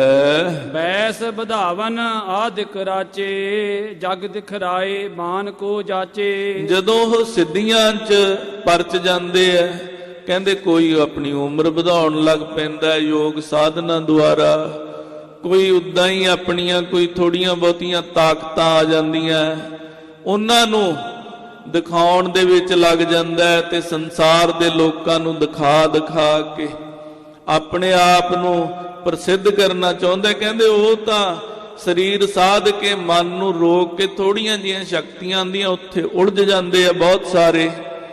ਸੋ ਸਾਡੇ ਵਿੱਚ ਵੀ ਸਾਧ ਸੰਗਤ ਜੀ ਇਹ ਚੀਜ਼ਾਂ ਜਿਹੜੀਆਂ ਨਾ ਸਾਡੇ ਅੰਦਰ ਵੀ ਆ ਜਾਂਦੀਆਂ ਤੇ ਅਸੀਂ ਵੀ ਜੇ ਕੋਈ ਮਹਾਤਮਾ, ਕੋਈ ਗੁਰੂ ਕਾ ਸਿੱਖ ਜਾਂ ਬਹੁਤ ਸਾਰੇ ਗੁਰੂ ਸਾਹਿਬ ਦੇ ਗ੍ਰੰਥੀ ਸਿੰਘ, ਦਰਬਾਰ ਦੇ ਸੇਵਾਦਾਰ, ਬੜੀ ਕਿਰਪਾ ਹੋ ਜਾਂਦੀ ਹੈ ਬਹੁਤ ਸਾਰਿਆਂ ਤੇ। ਉਹ ਮਨ ਦੀਆਂ ਜਾਣਨ ਲੱਗ ਪੈਂਦੇ ਆ, ਉਹਨਾਂ ਦੀਆਂ ਅਰਦਾਸਾਂ ਪੂਰੀਆਂ ਹੋਣ ਲੱਗ ਪੈਂਦੀਆਂ। ਤੇ ਜੇ ਕੋਈ ਸਾਡੇ ਅੰਦਰ ਦੀ ਜਾਣ ਕੇ ਕੋਈ ਇਦਾਂ ਦੇ ਦੋ ਲਫ਼ਜ਼ ਕਹਿ ਦੇ ਨਾ, ਅਸੀਂ ਵੀ ਇੰਪ੍ਰੈਸ ਹੋ ਜਾਂਦੇ ਆ, ਸਾਡਾ ਵੀ ਖਿਆਲ ਉਧਰ ਨੂੰ ਚਲਾ ਜਾਂਦਾ ਹੈ। ਤੇ ਕਈ ਵਾਰ ਜਿਹਦੇ ਤੇ ਕਿਰਪਾ ਹੋਈ ਹੁੰਦੀ ਹੈ ਉਹਦਾ ਵੀ ਖਿਆਲ ਚਲਾ ਜਾਂਦਾ, ਉਹਨੂੰ ਵੀ ਖੁਸ਼ੀ ਹੋਣ ਲੱਗ ਪੈਂਦੀ ਹੈ ਇਹਨਾਂ ਗੱਲਾਂ 'ਚ। ਪਰ ਮਹਾਰਾਜ ਜੀ ਕਹਿੰਦੇ ਰਿੱਧ ਸਿੱਧ ਅਵਰਾ ਸਾਧ, ਕਹਿੰਦੇ ਭਾਈ ਇਹ ਜਿਹੜੀਆਂ ਛੋਟੀਆਂ ਮੋਟੀਆਂ ਜੀਆਂ ਗੱਲਾਂ ਨੇ ਨਾ, ਇਹ ਵਾਹਿਗੁਰੂ ਦੀ ਬੰਦਗੀ ਦਾ ਆਨੰਦ ਨਹੀਂ ਮਾਣਨ ਦਿੰਦੀਆਂ, ਪਿੱਛੇ ਹੀ ਉਲਝਾ ਦਿੰਦੀਆਂ, ਹੋਰੋਂ ਹੀ ਸਵਾਦ ਹੈ ਇਹਨਾਂ ਦਾ। ਸੋ ਇਹਨਾਂ ਤੋਂ ਇੱਕ ਅਭਿਆਸੀ ਨੂੰ, ਗੁਰਸਿੱਖ ਨੂੰ ਬਚਣਾ ਚਾਹੀਦਾ ਹੈ। ਮਹਾਰਾਜ ਕਹਿੰਦੇ ਭਾਈ ਫਿਰ ਕੁਛ ਜਿਹੜੇ ਸਿੱਧ ਹੈ, ਸਾਰੇ ਸਿੱਧ ਨਹੀਂ, ਕੁਛ ਸਿੱਧ ਉਹ ਇਹਨਾਂ ਸਿੱਧੀਆਂ ਚ ਉਲਝ ਜਾਂਦੇ ਐ। याते रहो अनात्म माही, ब्रह्मात्म को जानो नाही। ਇਸ ਕਰਕੇ ਭਾਈ ਫਿਰ ਉਹ ਅਨਾਤਮ ਦੇ ਵਿੱਚ ਹੀ ਰਹਿੰਦੇ ਆ, ਫਸੇ ਰਹਿੰਦੇ ਆ। ਅਨਾਤਮ ਕੀ ਹੈ? ਨਾ ਆਤਮਾ ਇਤੀ ਅਨਾਤਮਾ, ਸੰਸਕ੍ਰਿਤ ਦਾ ਇੱਕ ਸੂਤਰ ਹੈ ਕਿ ਜੋ ਆਤਮਾ ਨਹੀਂ ਹੈ, ਭਾਵ ਜੋ ਸਦਾ ਰਹਿਣ ਵਾਲਾ, ਸਥਾਈ ਰਹਿਣ ਵਾਲਾ ਨਹੀਂ ਹੈ। ਸੰਸਾਰ ਦੇ ਪਦਾਰਥ, ਸੰਸਾਰ ਦੀਆਂ ਗੱਲਾਂ, ਵਿਸ਼ੇ ਵਿਕਾਰ, ਕਹਿੰਦੇ ਇਹਦੇ ਵਿੱਚ ਹੀ ਫਿਰ ਉਲਝੇ ਰਹਿੰਦੇ ਐ। ਬ੍ਰਹਮ ਆਤਮ ਕੋ ਜਾਣਹਿ ਨਾਹੀ। ਤੇ ਜਿਹੜਾ ਬ੍ਰਹਮ ਆਤਮਾ ਹੈ, ਜਿਹੜਾ ਵਾਹਿਗੁਰੂ ਦਾ ਸਰੂਪ ਹੈ, ਉਹਨੂੰ ਉਹ ਜਾਣ ਨਹੀਂ ਪਾਉਂਦੇ। ਘਰ ਛੱਡਿਆ ਕਾਹਦੇ ਲਈ? ਵਾਹਿਗੁਰੂ ਨੂੰ ਮਿਲਣ ਲਈ। ਪਰਿਵਾਰ ਛੱਡਿਆ ਕਾਹਦੇ ਲਈ? ਪਰਮਾਤਮਾ ਦੀ ਪ੍ਰਾਪਤੀ ਲਈ। ਕਹਿੰਦੇ ਫਿਰ ਉਹ ਤਾਂ ਮਿਲਿਆ ਹੀ ਨਾ, ਫਸ ਤਾਂ ਹੋਰ ਕਿਤੇ ਹੀ ਗਏ। ਕਬੀਰ ਸਾਹਿਬ ਜੀ ਦਾ ਵੀ ਵਚਨ ਹੈ।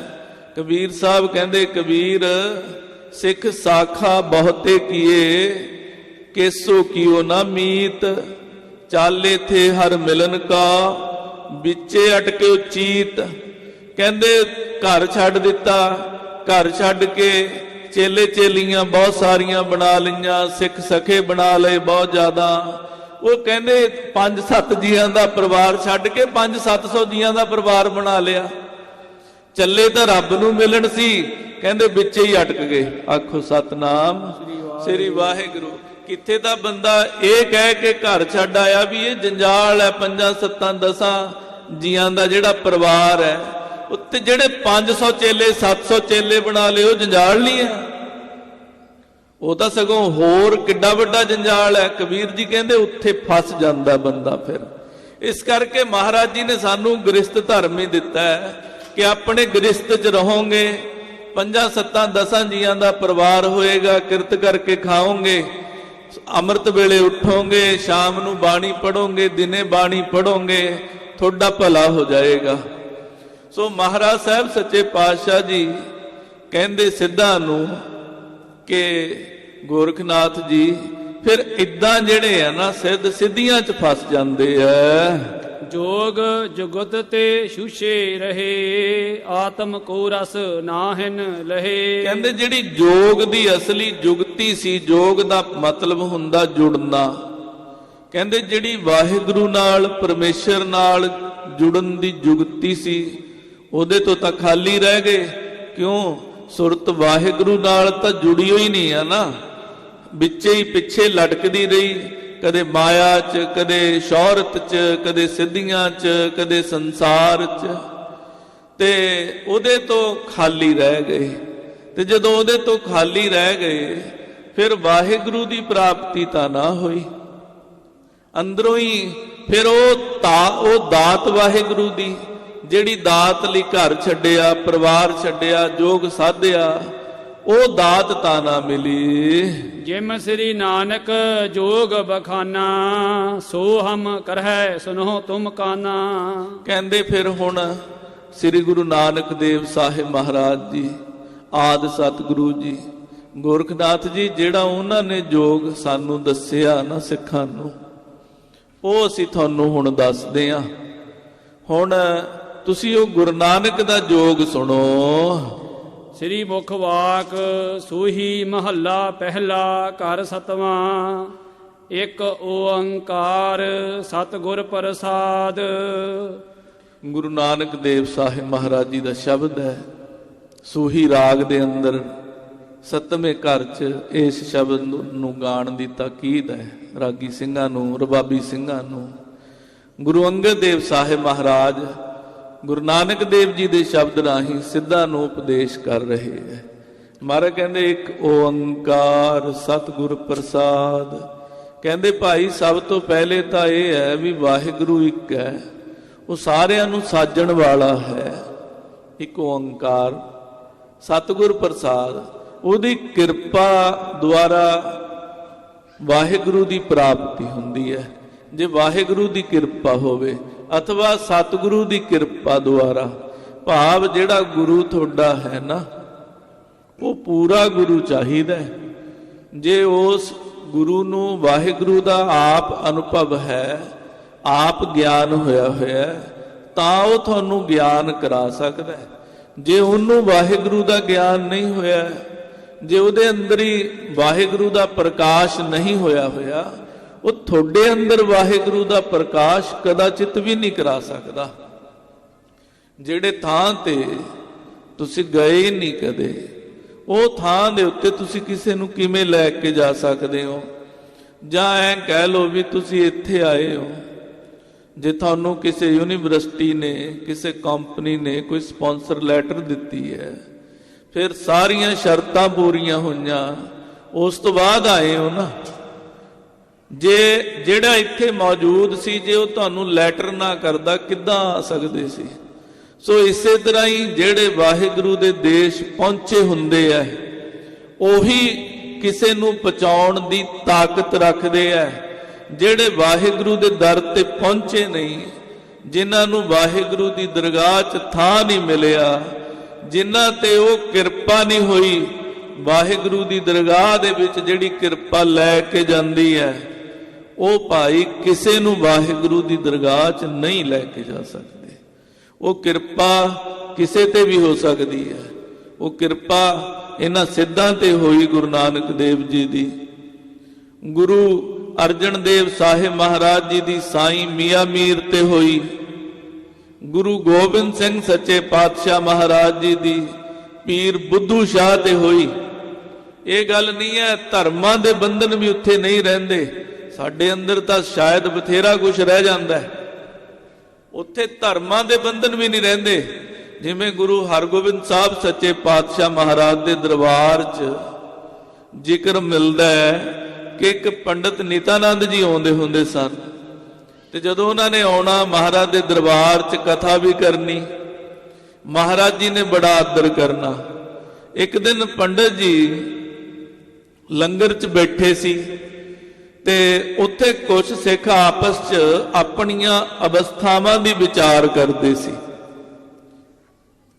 एक सिख कह रहा सी भी जदों महाराज जी की ऐसी मेहर हो गई है, मैं आसन ला के ध्यान ला के बहना महाराज जी का, कुछ घंटियां दे विच ही वाहिगुरू की दरगाह च मेरी सुर तपड़ जाती है। ते एक कह रहा सी भी मैनू तो थोड़ा जा समा ही लगता है, कुछ घड़ियां ही लगदियां ने। ते एक कह रहा सी कुछ पाल ही लगते है। एक सिख की इहो जी अवस्था सी, उन्हें आख्या गुरसिखो हुण तां इहो जी मेहर हो गई है, गुरु हरगोबिंद साहिब सच्चे पातशाह महाराज जी दी अखां बंद करदा महाराज दी दरगाह च हुन्ना ते अखां खोलदा मात लोक ते हुन्ना। आखो सतनाम श्री वाहिगुरू। साध संगत जी, गुरु नानक देव जी तो लैके 10वें पातशाह तक दे सतगुरां दे सिखां दा इतिहास पढ़ियो।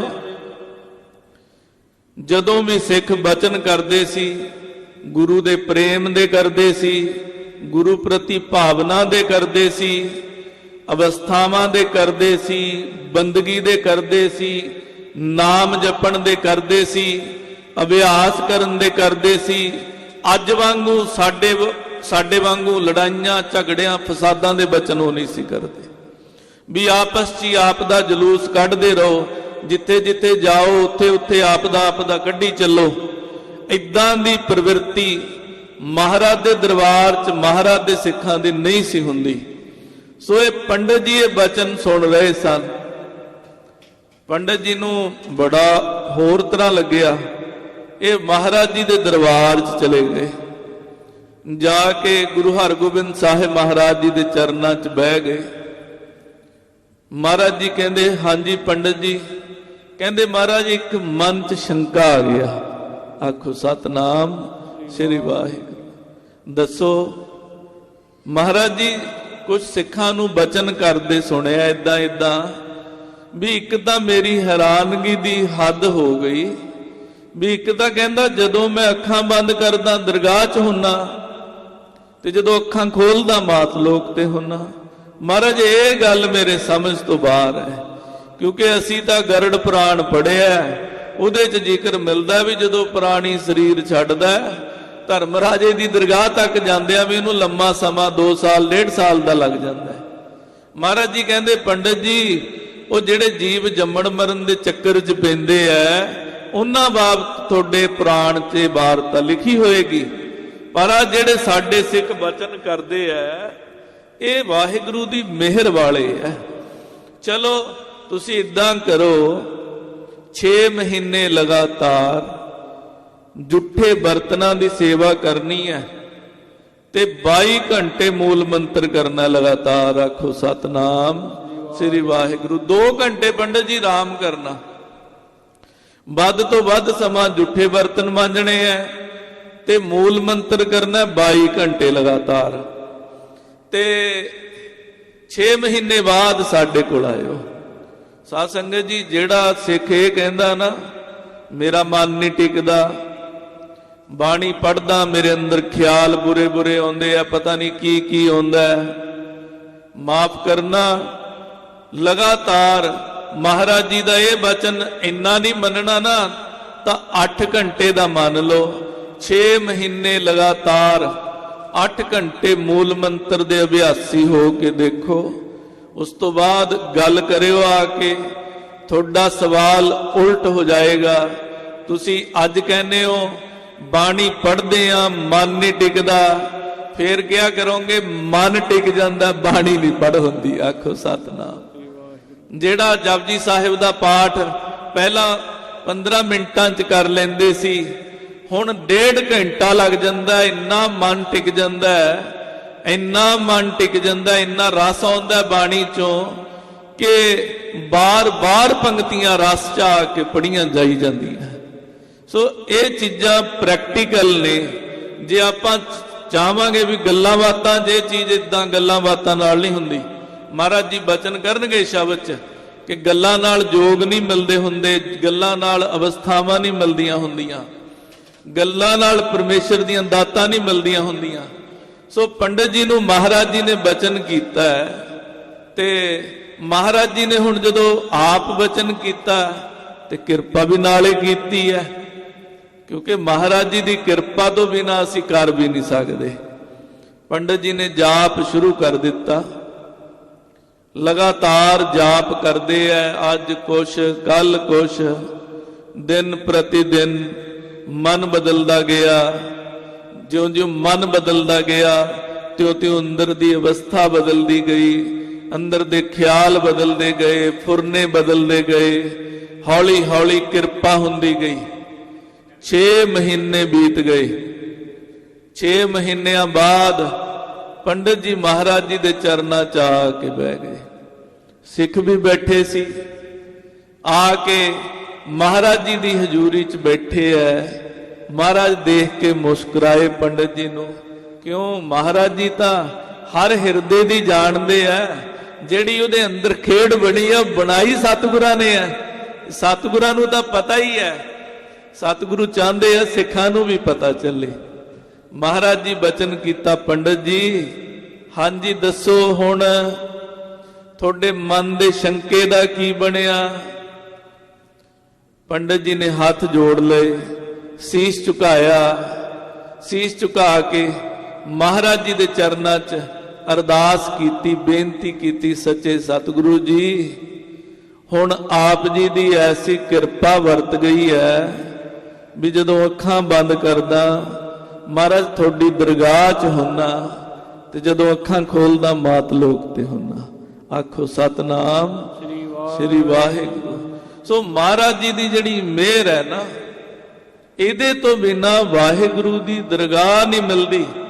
दरगाह च तुहानूं ओह पहुंचा सकदे आ जिहड़े खुद दरगाह च पहुंचे होण। मियाँ मीर जी नूं पहुंचाया, पीर बुद्धू शाह नूं पहुंचाया।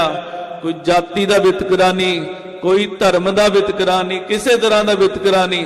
पंडित नित्यानंद नूं महाराज ने मेहर की, होर पता नहीं किन्नियां नूं महाराज ने किरपा दृष्टि द्वारा निहाल किया। सो महाराज जी कहते भाई सिद्धो वो वाहिगुरू दी दरगाह वाहिगुरू दे बख्शिया होयां दी किरपा नाल मिलदी है। जोग ना खिंथा जोग ना डंडा, जोग ना भस्म चढ़ाईया। महाराज जी कहते फिर जेड़ा भाई जोगियो ये जोग है जेड़ा तुसी साधदे हो कि खिंथा झोली जी गल च पाई हुंदी सी जोगियां दे। कहंदे झोली पाण नाल जोग नहीं मिल जांदा। जोग ना डंडा, एक डंडा जोगियां दे हत्थ च फड़िया हुंदा सी। कहंदे ये रखण नाल भी वाहिगुरू दी प्राप्ति नहीं हो जाती, जोग नहीं मिल जाता। जोग ना भस्म चढ़ाईया। कहंदे शरीर दे उत्ते सुआह मल लैण नाल भी वाहिगुरू दी प्राप्ति नहीं हुंदी। जेड़े पुराने जोगी सी ना, वो शरीर ते सुआह इस लई मलदे सी, वो संकेत दिंदे सी भी साडे अंदरों जिहड़ी दुनियादारी है, दुनियादारी दे संकल्प ने वो मर चुके हैं। पर वो एक दे मरे होणगे, दो दे मरे होणगे, हर एक दे तां नहीं मरे हुंदे। अंदर वासनावां ने, अंदर ओही सारा कुछ चलदा है जिहड़ा एक आम बंदे दे चलदा है। फिर वो जोगी च ते वो आम बंदे च की फर्क। अज असीं ककार पाए है, श्री साहिब पाई है, केस रखे है, गुरु के सिख बने हैं, ते जे साडे अंदर भी ओही चीजां चलदियां ਜਿਹੜੀਆਂ ਇੱਕ ਸ਼ਰਾਬ ਪੀਣ ਵਾਲੇ ਬੰਦੇ ਦੇ ਅੰਦਰ ਚੱਲਦੀਆਂ, ਇੱਕ ਮਾਇਆਧਾਰੀ ਦੁਨੀਆਦਾਰੀ ਬੰਦੇ ਦੇ ਅੰਦਰ ਚੱਲਦੀਆਂ, ਉਦਾਂ ਦੇ ਸਾਡੇ ਕਰਮ ਹੈ, ਉਦਾਂ ਦੀਆਂ ਅਸੀਂ ਠੱਗੀਆਂ ਮਾਰਦੇ ਹਾਂ, ਉਦਾਂ ਦੇ ਅਸੀਂ ਕਰਮ ਕਰਦੇ ਹਾਂ। ਫਿਰ ਸਾਡੇ 'ਚ ਤੇ ਉਹਦੇ 'ਚ ਫਰਕ ਕੀ ਰਹਿ ਗਿਆ? ਇਕੱਲਾ ਇਹ ਜਿਹੜਾ ਗਿਆਨ ਹੈ ਵੀ ਜੋਗੀਓ ਡੰਡਾ ਫੜ ਕੇ ਹੱਥ 'ਚ, ਝੋਲੀ ਪਾ ਕੇ ਗਲ 'ਚ, ਸਰੀਰ ਤੇ ਮਲ ਕੇ ਸੁਆਹ ਜੋਗ ਨਹੀਂ ਮਿਲ ਜਾਂਦਾ। ਤੇ ਸਾਡੇ ਲਈ ਵੀ ਤਾਂ ਇਦਾਂ ਹੀ ਹੈ ਫਿਰ ਵੀ ਇਕੱਲੇ ਚਿੰਨ੍ਹ ਧਾਰਨ ਕਰਕੇ ਵਾਹਿਗੁਰੂ ਦੀ ਪ੍ਰਾਪਤੀ ਨਹੀਂ ਹੋ ਜਾਂਦੀ। ਪਰ ਇਹਦਾ ਮਤਲਬ ਇਹ ਵੀ ਨਹੀਂ ਹੈ ਵੀ ਅਸੀਂ ਚਿੰਨ੍ਹਾਂ ਤੋਂ, ਸਤਿਗੁਰਾਂ ਦੀ ਸਿੱਖੀ ਤੋਂ ਮੁਨਕਰ ਹੋ ਜਾਈਏ। ਕਮੀਆਂ ਕੱਢੀਏ ਆਪਣੇ ਅੰਦਰ ਦੀਆਂ ਤੇ ਸਿੱਖੀ 'ਚ ਦ੍ਰਿੜ ਹੋਈਏ, ਨਿਤਨੇਮ 'ਚ, ਜੀਵਨ 'ਚ ਦ੍ਰਿੜ ਹੋਈਏ। ਜੋਗ ਨਾ ਮੁੰਦੀ ਮੂੰਡ ਮੰਡਾਈਐ, ਜੋਗ ਨਾ ਸਿੰਘੀ ਵਾਈਐ। ਕਹਿੰਦੇ ਉਹ ਜੋਗੀ ਜਦੋਂ ਬਣਾਉਂਦੇ ਸੀ ਉਦੋਂ ਕੱਚ ਜੇ ਦੀਆਂ ਕੰਨਾਂ 'ਚ ਮੁੰਦਰਾਂ ਪਾਉਂਦੇ ਸੀ ਤੇ ਮੁੰਡਨ ਕਰ ਦਿੰਦੇ ਸੀ, ਸਿਰ ਸਾਰਾ ਮੁੰਨ ਦਿੰਦੇ ਸੀ। ਤੇ ਜਦੋਂ ਇਹ ਕਿਰਿਆ ਹੁੰਦੀ ਸੀ ਫਿਰ ਉਹ ਇੱਕ ਸਿੰਘੀ ਹੁੰਦੀ ਹੈ ਜੋਗੀਆਂ ਦੇ ਕੋਲ, ਇੱਕ ਸਾਜ਼ ਹੁੰਦਾ ਇੱਕ ਤਰ੍ਹਾਂ ਦਾ, ਹਿਰਨ ਦੇ ਸਿੰਘ ਤੋਂ ਬਣਾਇਆ ਜਾਂਦਾ, ਫਿਰ ਉਹਨੂੰ ਵਜਾਉਂਦੇ ਸੀ। ਇਹ ਸਿੰਘੀ ਨੂੰ ਤਾਂ ਰੱਖਦੇ ਸੀ ਕਿਉਂਕਿ ਜਿਹੜੇ 5 ਸ਼ਬਦ ਨੇ ਗੁਰਬਾਣੀ 'ਚ ਵੀ ਜ਼ਿਕਰ ਆਉਂਦਾ, 5 ਸ਼ਬਦਾਂ ਦਾ, ਜੋਗ ਮਤ 'ਚ ਵੀ ਜ਼ਿਕਰ ਆਉਂਦਾ, ਹੋਰ ਮਤਾਂ 'ਚ ਵੀ ਜ਼ਿਕਰ ਆਉਂਦਾ ਕਿ ਜਦੋਂ ਕੋਈ ਬੰਦਗੀ ਕਰਦਾ ਉਹਨੂੰ ਅਨਹਦ ਸ਼ਬਦ ਸੁਣਦੇ ਐ ਤੇ ਜੋਗੀ ਮੰਨਦੇ ਆ ਇਹ ਸਿੰਘੀ ਦਾ ਨਾਦ ਸੁਣਦਾ ਤੇ ਜਦੋਂ ਇਹ ਵੱਜਦੀ ਹੈ ਇਹਦੀ ਆਵਾਜ਼ ਬੜੀ ਮਿੱਠੀ ਹੁੰਦੀ ਹੈ ਤੇ ਜੋਗੀ ਦੇ ਆਨੰਦ ਦੇ ਵਿੱਚ ਫਿਰ ਮਗਨ ਹੋ ਕੇ ਬੈਠੇ ਰਹਿੰਦੇ ਸਨ। ਸੋ ਮਹਾਰਾਜ ਕਹਿੰਦੇ ਬਾਹਰਲੀ ਭਾਈ ਸਿੰਘੀ ਵਜਾ ਲੈਣੀ, ਕੰਨਾਂ 'ਚ ਮੁੰਦਰਾਂ ਪਾ ਲੈਣੀਆਂ, ਮੁੰਡਨ ਕਰ ਲੈਣਾ, ਇਹਦੇ ਨਾਲ ਜੋਗ ਨਹੀਂ ਮਿਲ ਜਾਂਦਾ, ਭਾਵ ਵਾਹਿਗੁਰੂ ਦੀ ਪ੍ਰਾਪਤੀ ਨਹੀਂ ਹੋ ਜਾਂਦੀ। ਅੰਜਨ ਮਾਹੇ ਨਿਰੰਜਨ ਰਹੀਐ, ਜੋਗ ਜੁਗਤ ਇਵ ਪਾਈਐ। ਸਿੱਧ ਕਹਿੰਦੇ ਮਹਾਰਾਜ ਫਿਰ ਜੋਗ ਮਿਲਦਾ ਕਿਵੇਂ ਹੈ, ਜੋਗ ਦੀ ਜੁਗਤੀ ਕਿਵੇਂ ਮਿਲਦੀ ਹੈ? ਮਰ ਕਹਿੰਦੇ ਹਾਂ ਗੁਰੂ ਸਾਹਿਬ ਨੇ ਹੁਕਮ ਕੀਤਾ, ਅੰਜਨ ਮਾਹੇ ਨਿਰੰਜਨ ਰਹੀਐ। ਅੰਜਨ ਕਹਿੰਦੇ ਆ ਮਾਇਆ ਦੀ ਕਾਲਖ ਨੂੰ, ਕਹਿੰਦੇ ਜਿਹੜੀ ਮਾਇਆ ਦੀ ਕਾਲਖ ਹੈ ਨਾ ਇਹਦੇ ਤੋਂ, ਇਹਦੇ ਵਿੱਚ ਰਹਿੰਦੇ ਆ ਰਹਿਤ ਰਹਿਣਾ। ਨਿਰਅੰਜਨ, ਨਿਰ ਤੋਂ ਭਾਵ ਹੁੰਦਾ ਰਹਿਤ, ਅੰਜਨ ਉਹ ਮਾਇਆ ਦੀ ਕਾਲਖ ਤੋਂ ਰਹਿਤ ਰਹਿਣਾ, ਭਾਵ ਸੰਸਾਰ 'ਚ ਤੁਸੀਂ ਰਹਿ ਰਹੇ ਹੋ, ਸੰਸਾਰ ਦਾ ਜਿਹੜਾ ਲੇਪ ਹੈ ਉਹ ਤੁਹਾਨੂੰ ਨਹੀਂ ਲੱਗ ਰਿਹਾ। ਅਸੀਂ ਸੰਸਾਰ 'ਚ ਰਹਿੰਦੇ ਆ ਨਾ, ਸੰਸਾਰ ਦੇ ਸਾਰੇ ਲੇਪ ਸਾਨੂੰ ਲੱਗਦੇ ਆ। ਮਹਾਰਾਜ ਜੀ ਨੇ ਜਦੋਂ ਸਾਨੂੰ ਗ੍ਰਸਤੀਆਂ ਨੂੰ ਸਿੱਖੀ ਦਿੱਤੀ ਸੀ ਉਦੋਂ ਮਹਾਰਾਜ ਜੀ ਨੇ ਇਹੀ ਕਿਹਾ ਸੀ ਵੀ ਆਮ ਬੰਦਿਆਂ ਵਾਂਗੂ ਤੁਸੀਂ ਲਾਲਚੀ ਨਹੀਂ ਹੋਵੋਗੇ, ਆਮ ਬੰਦਿਆਂ ਵਾਂਗੂ ਤੁਸੀਂ ਕਾਮੀ ਨਹੀਂ ਹੋਵੋਗੇ, ਆਮ ਬੰਦਿਆਂ ਵਾਂਗੂ ਤੁਸੀਂ ਕ੍ਰੋਧੀ ਨਹੀਂ ਹੋਵੋਗੇ, ਆਮ ਬੰਦਿਆਂ ਵਾਂਗੂ ਤੁਸੀਂ ਹੰਕਾਰ ਨਹੀਂ ਕਰੋਗੇ, ਆਮ ਬੰਦਿਆਂ ਵਾਂਗੂ ਲੋਭ 'ਚ ਆ ਕੇ, ਲਾਲਚ 'ਚ ਆ ਕੇ ਮਾੜੇ ਬੁਰੇ ਕਰਮ ਨਹੀਂ ਕਰੋਗੇ। ਇਹੀ ਸਾਡੀ ਸਿੱਖੀ ਹੈ। ਮਹਾਰਾਜ ਜੀ ਨੇ ਇਹੀ ਕਿਹਾ ਸੀ। ਵਰਜਿਆ ਦਾ ਕੀ ਸੀ? ਮਹਾਰਾਜ ਜੀ ਨੇ ਬੁਰੇ ਕਰਮੇ ਵਰਜੇ ਸੀ। ਜਿਹੜਾ ਬੰਦਾ ਮੰਨ ਲਓ ਹੁਣ ਤੁਹਾਡਾ ਕੋਈ ਰਿਸ਼ਤੇਦਾਰ ਹੈ, 4 ਛਿਲੜ ਜ਼ਿਆਦਾ ਆ ਗਏ ਉਹਦੇ ਕੋਲ, ਫੂਕ ਜ਼ਿਆਦਾ ਵੱਧ ਗਈ ਅੰਦਰ, ਹੰਕਾਰ ਵੱਧ ਗਿਆ ਜ਼ਿਆਦਾ, ਤੁਹਾਨੂੰ ਚੰਗਾ ਲੱਗਦਾ ਹੋ? ਤੁਸੀਂ ਵੀ ਤਾਂ ਕਹਿੰਦੇ ਹੋ ਵੀ ਲੈ ਕਿੰਨਾ ਹੈਂਕੜਿਆ ਫਿਰਦਾ, ਇਹ ਬੰਦਿਆਂ ਵਾਂਗੂ ਗੱਲ ਹੀ ਨਹੀਂ ਕਰਦਾ ਕਿਸੇ ਨਾਲ। ਹੰਕਾਰੀ ਬੰਦਾ ਕਿਸੇ ਨੂੰ ਚੰਗਾ ਨਹੀਂ ਲੱਗਦਾ, ਕ੍ਰੋਧੀ ਬੰਦਾ ਉਹ ਵੀ ਕਿਸੇ ਨੂੰ ਚੰਗਾ ਨਹੀਂ ਲੱਗਦਾ, ਕਾਮੀ ਵੀ ਨਹੀਂ ਚੰਗਾ ਲੱਗਦਾ, ਲੋਭੀ ਵੀ ਨਹੀਂ ਚੰਗਾ ਲੱਗਦਾ। ਤੁਸੀਂ ਕਹਿੰਦੇ ਹੋ ਇਹ ਤਾਂ ਸੈਲਫਿਸ਼ ਹੈ ਬੰਦਾ। ਜਦੋਂ ਲੋੜ ਹੁੰਦੀ ਹੈ ਕਈ ਬੰਦਿਆਂ ਦਾ ਤਾਂ ਤੁਹਾਨੂੰ ਜਦੋਂ ਕਾਲ ਆਉਂਦੀ ਹੈ ਉਦੋਂ ਹੀ ਪਤਾ ਚੱਲ ਜਾਂਦਾ ਵੀ ਅੱਜ ਕੋਈ ਕੰਮ ਹੋਏਗਾ, ਇਹਨੂੰ ਕਿਉਂ ਸੈਲਫਿਸ਼ ਹੈ, ਅੱਜ ਕੋਈ ਲੋੜ ਹੈ, ਅੱਜ ਕਾਲ ਆ ਗਈ ਹੈ, ਅੱਗੇ ਪਿੱਛੇ ਨਹੀਂ ਆਉਂਦੀ। ਸੋ ਜਿਹੜੇ ਕੰਮਾਂ ਨੂੰ ਅਸੀਂ ਸਾਰੇ ਬੰਦੇ ਹੀ ਪਸੰਦ ਨਹੀਂ ਕਰਦੇ ਉਹੀ ਕੰਮ ਮਹਾਰਾਜ ਨੇ ਕਰਨ ਤੋਂ ਮਨਾ ਕੀਤਾ ਬਸ। ਤੇ ਉਹ ਕੰਮ ਜੇ ਸਾਰੇ ਛੱਡ ਕੇ ਸਹੀ ਹੋ ਜਾਣੇ ਇੰਨੇ 'ਚ ਹੀ ਮਹਾਰਾਜ ਦੀ ਸਿੱਖੀ ਮਿਲ ਜਾਂਦੀ ਹੈ। ਕੇਸ ਰੱਖ ਲਓ, ਸਿੰਘ ਸੱਜ ਜਾਓ ਤੇ ਮਹਾਰਾਜ ਦੀ ਕਿਰਪਾ ਹੋ ਜਾਂਦੀ ਹੈ। ਕੋਈ ਔਖਾ ਕੰਮ ਨਹੀਂ, ਔਖਾ ਕੁਛ ਨਹੀਂ ਹੈ, ਬਸ ਥੋੜਾ ਜਿਹਾ ਆਪਣੇ ਆਪ ਨੂੰ ਕਨਵਰਟ ਕਰਨਾ, ਚੇਂਜ ਕਰਨਾ ਥੋੜਾ ਜਿਹਾ। ਬੋਲਿਆ ਰੱਬ ਦਾ ਕੀ ਪਾਉਣਾ, ਇਧਰੋਂ ਪੁੱਟਣਾ ਇੱਧਰ ਲਾਉਣਾ। ਬੁੱਲੇ ਸ਼ਾਹ ਨੇ ਕਿਹਾ, ਫਕੀਰ ਹੋਇਆ ਇਸਲਾਮ ਦਾ, ਕਹਿੰਦੇ ਰੱਬ ਦਾ ਕੀ ਪਾਉਣਾ ਬਈ, ਆ ਦੁਨੀਆ ਵੱਲੋਂ ਤੋੜ ਲਓ, ਰੱਬ ਨਾਲ ਜੋੜ ਲਓ, ਬਸ ਇੰਨੇ ਚ ਮਿਲ ਜਾਂਦਾ। ਮਹਾਰਾਜ ਸਾਹਿਬ ਜੀ ਕਹਿੰਦੇ ਮਾਇਆ ਚ ਰਹਿੰਦੇ ਆ, ਮਾਇਆ ਦੇ ਪ੍ਰਭਾਵ ਤੋਂ ਰਹਿਤ, ਸੰਸਾਰ ਚ ਰਹਿੰਦੇ ਆ, ਸੰਸਾਰ ਦੇ ਪ੍ਰਭਾਵ ਤੋਂ ਰਹਿਤ ਰਹਿਣਾ, ਇਹਦੇ ਨਾਲ ਹੀ ਪਰਮੇਸ਼ਰ ਨੂੰ ਮਿਲਣ ਦੀ ਜਿਹੜੀ ਜੁਗਤੀ ਹੈ ਨਾ, ਉਹ ਪ੍ਰਾਪਤ ਹੋ ਜਾਂਦੀ ਹੈ। ਸਿੱਧੋ ਅਸਲੀ ਜੋਗ ਫਿਰ ਉਦੋਂ ਮਿਲਦਾ ਜਦੋਂ ਮਾਇਆ 'ਚ ਰਹਿ ਕੇ ਮਾਇਆ ਤੋਂ ਰਹਿਤ ਰਹਿੰਦੇ ਆ। ਮਹਾਰਾਜ ਜੀ ਨੇ ਸਾਨੂੰ ਕਿਰਤ ਕਰਨ ਤੋਂ ਨਹੀਂ ਵਰਜਿਆ। ਮਹਾਰਾਜ ਨੇ ਇਹ ਨਹੀਂ ਕਿਹਾ ਵੀ ਤੁਸੀਂ ਮਾਇਆ ਨੂੰ ਹੱਥ ਨਾ ਲਾਓ, ਇਹ ਮਾਇਆ ਵੱਖਰੀ ਹੈ।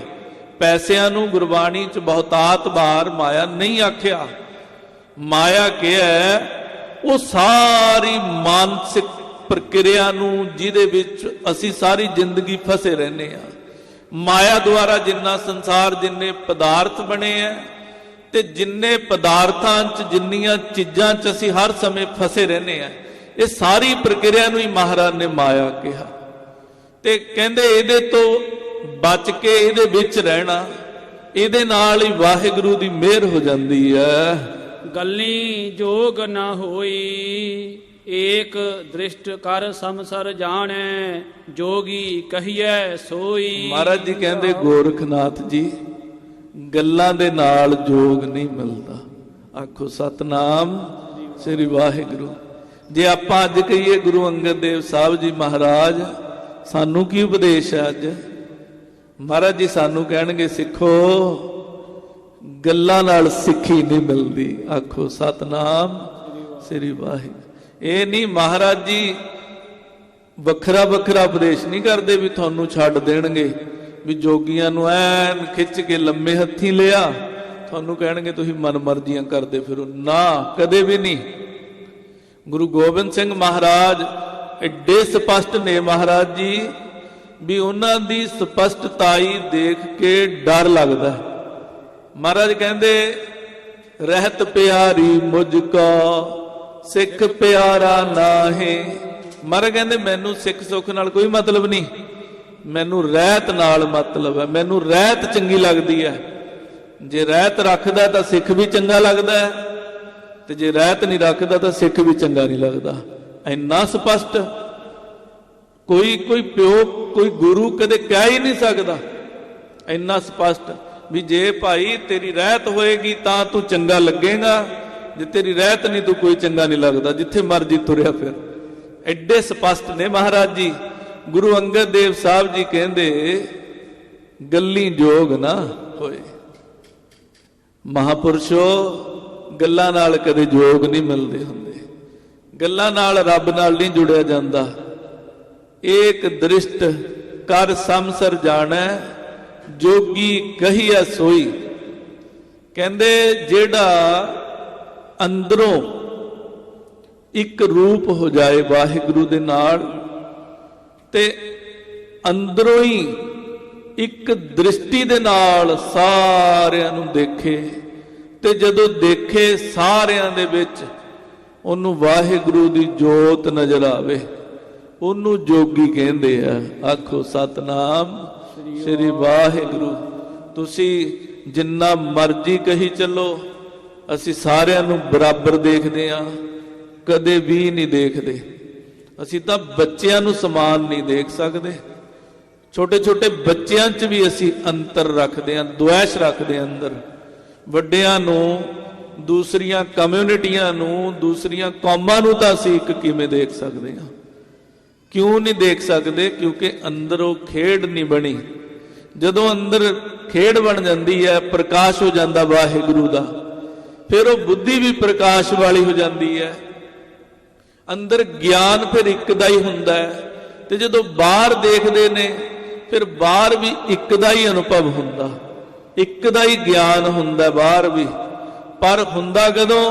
ਜਦੋਂ ਪਹਿਲਾਂ ਅੰਦਰ ਹੋਇਆ ਹੋਵੇ ਇੱਕ ਦਾ ਅਨੁਭਵ, ਵਾਹਿਗੁਰੂ ਦਾ ਅਨੁਭਵ। ਮਹਾਰਾਜ ਕਹਿੰਦੇ ਉਹ ਭਾਈ ਅਸਲੀ ਜੋਗੀ ਹੈ, ਜਿਹੜਾ ਇੱਕ ਦ੍ਰਿਸ਼ਟੀ ਦੇ ਨਾਲ ਸਾਰੀ ਲੁਕਾਈ ਨੂੰ, ਸਭ ਜੀਵਾਂ ਨੂੰ ਤੱਕਦਾ, ਤੇ ਸਾਰਿਆਂ ਦੇ ਵਿੱਚ ਇੱਕ ਵਾਹਿਗੁਰੂ ਦੀ ਜੋਤ, ਇੱਕ ਰਸ, ਸਮਸਰ ਬਰਾਬਰ ਤੱਕਦਾ ਹੈ। ਜੋਗ ਨਾ ਬਾਹਰ ਮੜੀ ਮਸਾਣੀ, ਜੋਗ ਨਾ ਤਾੜੀ ਲਾਈਐ। ਮਹਾਰਾਜ ਜੀ ਕਹਿੰਦੇ ਫੇਰ ਕੁਛ ਜੋਗੀ ਭਾਈ ਮੜੀਆਂ 'ਚ ਚਲੇ ਜਾਂਦੇ ਆ, ਮਸਾਣਾ 'ਚ ਜਾ ਕੇ ਬਹਿ ਜਾਂਦੇ ਆ। ਕਹਿੰਦੇ ਮਸਾਣਾ 'ਚ ਬਹਿ ਕੇ ਮੜੀਆਂ 'ਚ ਬਹਿ ਕੇ ਰੱਬ ਥੋੜੋ ਮਿਲਦਾ, ਤੇ ਬਹੁਤ ਸਾਰੇ ਉੱਥੇ ਜਾ ਕੇ ਤਾੜੀ ਲਾ ਕੇ ਬਹਿ ਜਾਂਦੇ ਆ ਵੀ ਜੀ ਮੈਂ ਮੜੀਆਂ 'ਚ ਬੈਠਾ, ਮੜੀਆਂ 'ਚ ਬੈਠ ਕੇ ਮੈਂ ਧਿਆਨ ਲਾਇਆ। ਕਹਿੰਦੇ ਧਿਆਨ ਲਾਇਆ ਕਿਹਦੇ ਨਾਲ ਹੈ? ਦੁਨੀਆਦਾਰੀ ਦੇ ਨਾਲ, ਵੀ ਮੈਂ ਇੱਥੇ ਬੈਠਾਂਗਾ, ਲੋਕ ਮੈਨੂੰ ਪੂਜਣਗੇ, ਮੇਰੀ ਪ੍ਰਤਿਸ਼ਠਾ ਹੋਏਗੀ। ਕਹਿੰਦੇ ਵਾਹਿਗੁਰੂ ਨਾਲ ਤਾਂ ਲਾਇਆ ਹੀ ਨਹੀਂ, ਤੇ ਜੇ ਵਾਹਿਗੁਰੂ ਨਾਲ ਲਾਇਆ ਹੀ ਨਹੀਂ ਤਾਂ ਵਾਹਿਗੁਰੂ ਮਿਲਣਗੇ ਕਿਵੇਂ? ਜੋਗ ਨਾ ਦੇਸ ਦਸੰਤਰ ਭਵਿਆ, ਜੋਗ ਨਾ ਤੀਰਥ ਨਹਾਈਐ। ਨਾ ਕਹਿੰਦੇ ਜੋਗ ਵਾਹਿਗੁਰੂ ਨਾਲ ਜੁੜਨਾ ਦੇਸਾਂ ਦਸਾਂਤਰਾਂ ਦੇ ਵਿੱਚ ਰਟਨ ਭ੍ਰਮਣ ਕਰਨ ਦੇ ਨਾਲ ਮਿਲਦਾ, ਤੇ ਨਾ ਤੀਰਥਾਂ ਤੇ ਜਾ ਕੇ ਇਸ਼ਨਾਨ ਕੀਤਿਆਂ ਮਿਲਦਾ। ਮਹਾਰਾਜ ਕਹਿੰਦੇ ਤੁਸੀਂ ਚਲੇ ਗਏ ਤੀਰਥ ਦੇ ਉੱਤੇ, ਨਹਾਵਣ ਚੱਲੇ ਤੀਰਥੀ, ਮਨ ਖੋਟੇ ਤਨ ਚੋਰ, ਇੱਕ ਪਾ ਲੱਥੀ ਨਾਤਿਆਂ, ਦੋਏ ਪਾ ਚੜੀਅਸ ਹੋਰ। ਕਹਿੰਦੇ ਮਨ ਚ ਵਿਕਾਰ ਲਈ ਫਿਰਦੇ ਰਹੇ, ਮੈਲ ਲਈ ਫਿਰਦੇ ਰਹੇ। ਕੀ ਕਰੋਗੇ ਐਸੇ ਤੀਰਥ ਤੇ ਗਏ ਨੂੰ? ਕੀ ਕਰੋਗੇ ਐਸੇ ਤੀਰਥ ਦੇ ਉੱਤੇ ਜਾ ਕੇ ਕੀਤੇ ਇਸ਼ਨਾਨ ਨੂੰ? ਅੰਦਰ ਤਾਂ ਮੈਲ ਭਰੀ ਰਹੀ। ਕਹਿੰਦੇ ਜੇ ਅੰਦਰ ਮੈਲ ਭਰੀ ਪਈ ਹੈ ਫਿਰ ਤੁਸੀਂ ਕੀ ਸਮਝਦੇ ਹੋ ਤੁਹਾਨੂੰ ਵਾਹਿਗੁਰੂ ਮਿਲ ਜਾਣਗੇ? ਤੁਸੀਂ ਜੁੜ ਜਾਓਗੇ ਰੱਬ ਨਾਲ, ਵਾਹਿਗੁਰੂ ਦੇ ਨਾਲ? ਮਹਾਰਾਜ ਕਹਿੰਦੇ ਕਦੇ ਵੀ ਨਹੀਂ ਜੁੜ ਸਕਦੇ। ਅੰਜਨ ਮਾਹੇ ਨਰੰਜਨ ਰਹੀਐ, ਜੋਗ ਜੁਗਤ ਇਵ ਪਾਈਐ। ਮਹਾਰਾਜ ਕਹਿੰਦੇ ਵਾਹਿਗੁਰੂ ਨਾਲ ਤਾਂ ਗੁਰਮੁਖੋ ਉਦੋਂ ਹੀ ਜੁੜੋਗੇ ਜਦੋਂ ਮਾਇਆ ਦੀ ਕਾਲਖ 'ਚ ਸੰਸਾਰ 'ਚ ਰਹਿੰਦਿਆਂ ਸੰਸਾਰ ਦੇ ਬੰਧਨਾਂ ਤੋਂ, ਸੰਸਾਰ ਦੇ ਪ੍ਰਭਾਵਾਂ ਤੋਂ ਮੁਕਤ ਹੋ ਕੇ ਰਹੋਗੇ। ਸਤਿਗੁਰ ਭੇਟੈ ਤਾਂ ਸਹਸਾ ਟੂਟੈ, ਧਾਵਤ ਵਰਜ ਰਹਾਈਐ। ਕਹਿੰਦੇ ਜਾਂ ਜਦੋਂ ਸਤਿਗੁਰੂ ਸੱਚੇ ਸਤਿਗੁਰੂ ਮਿਲ ਜਾਂਦੇ ਐ, ਕਹਿੰਦੇ ਉਦੋਂ ਫਿਰ ਜਿਹੜਾ ਅੰਦਰ ਮਨ ਦੇ ਭਰਮ ਬਣਿਆ ਉਹ ਟੁੱਟ ਜਾਂਦਾ ਹੈ। ਸੰਸਾ ਜਿਹਾ ਬਣਿਆ ਰਹਿੰਦਾ ਮਨ ਦੇ ਵਿੱਚ, ਤੇ ਉਹ ਸੰਸੇ ਜੇ ਦੇ ਵਿੱਚ ਫਸ ਕੇ ਬੰਦਾ ਸੰਸਾਰ ਨੂੰ ਸੱਤ ਮੰਨਦਾ ਰਹਿੰਦਾ, ਰੱਬ ਨਾਲੋਂ ਟੁੱਟਿਆ ਰਹਿੰਦਾ। ਕਹਿੰਦੇ ਜਦੋਂ ਸੱਚੇ ਸਤਿਗੁਰੂ ਜੀ ਮਿਲ ਜਾਂਦੇ ਆ ਉਹ ਸੰਸਾ ਜਿਹਾ ਫੁੱਟ ਜਾਂਦਾ, ਤੇ ਇਹ ਬੰਦਾ ਫਿਰ ਸੰਸਾਰ ਨੂੰ ਝੂਠਾ ਮੰਨਣ ਲੱਗ ਪੈਂਦਾ, ਵਾਹਿਗੁਰੂ ਨੂੰ ਸੱਚਾ ਮੰਨਣ ਲੱਗ ਪੈਂਦਾ, ਵਾਹਿਗੁਰੂ 'ਚ ਜੁੜਨ ਲੱਗ ਪੈਂਦਾ। ਕਹਿੰਦੇ ਫਿਰ ਧਾਵਤ ਵਰਜ ਰਹਾਈਐ। ਉਹ ਵਾਹਿਗੁਰੂ ਸਤਿਗੁਰੂ ਦੀ ਕਿਰਪਾ ਦੇ ਨਾਲ, ਮਹਾਰਾਜ ਜੀ ਦੀ ਮਿਹਰਾਮਤ ਦੇ ਨਾਲ ਜਿਹੜਾ ਮਨ ਭੱਜਿਆ ਫਿਰਦਾ ਸੀ ਵਿਸ਼ੇ ਵਿਕਾਰਾਂ ਦੇ ਵਿੱਚ, ਉਹਨੂੰ ਮਹਾਰਾਜ ਵਰਜ ਕੇ ਇੱਕ ਥਾਂ ਤੇ ਟਿਕਾ ਦਿੰਦੇ ਐ। ਨਚਰ ਚਰੈ ਸਹਜ ਤੁਨ ਲਾਗੈ, ਘਰ ਹੀ ਪਰਚਾ ਪਾਈਐ। ਕਹਿੰਦੇ ਫੇਰ ਅੰਦਰੋਂ ਹੀ ਕਿਰਪਾ ਹੋ ਜਾਂਦੀ ਹੈ, ਅੰਦਰੋਂ ਹੀ ਵਾਹਿਗੁਰੂ ਦੇ ਨਾਲ ਪਰਚਾ ਪੈ ਜਾਂਦਾ, ਪ੍ਰੀਚਾ ਹੋ ਜਾਂਦਾ, ਮਿਲ ਜਾਂਦੇ ਨੇ। ਤੇ ਕਹਿੰਦੇ ਉਹ ਅੰਮ੍ਰਿਤ ਦਾ ਝਰਨਾ ਅੰਦਰ ਚੱਲ ਪੈਂਦਾ, ਸਹਿਜ ਧੁਨ ਪੈਦਾ ਹੋ ਜਾਂਦੀ ਹੈ। ਹੁਣ ਸਹਿਜ ਧੁਨ ਬਾਰੇ ਤਾਂ ਆਪਾਂ ਕਦੇ ਗੁਰਬਾਣੀ ਦੇ ਵਿੱਚ ਬਹੁਤ ਜ਼ਿਕਰ ਆਉਂਦਾ, ਅਸੀਂ ਸੁਣਿਆ ਹੀ ਨਹੀਂ ਹੋਏਗਾ ਕਦੇ।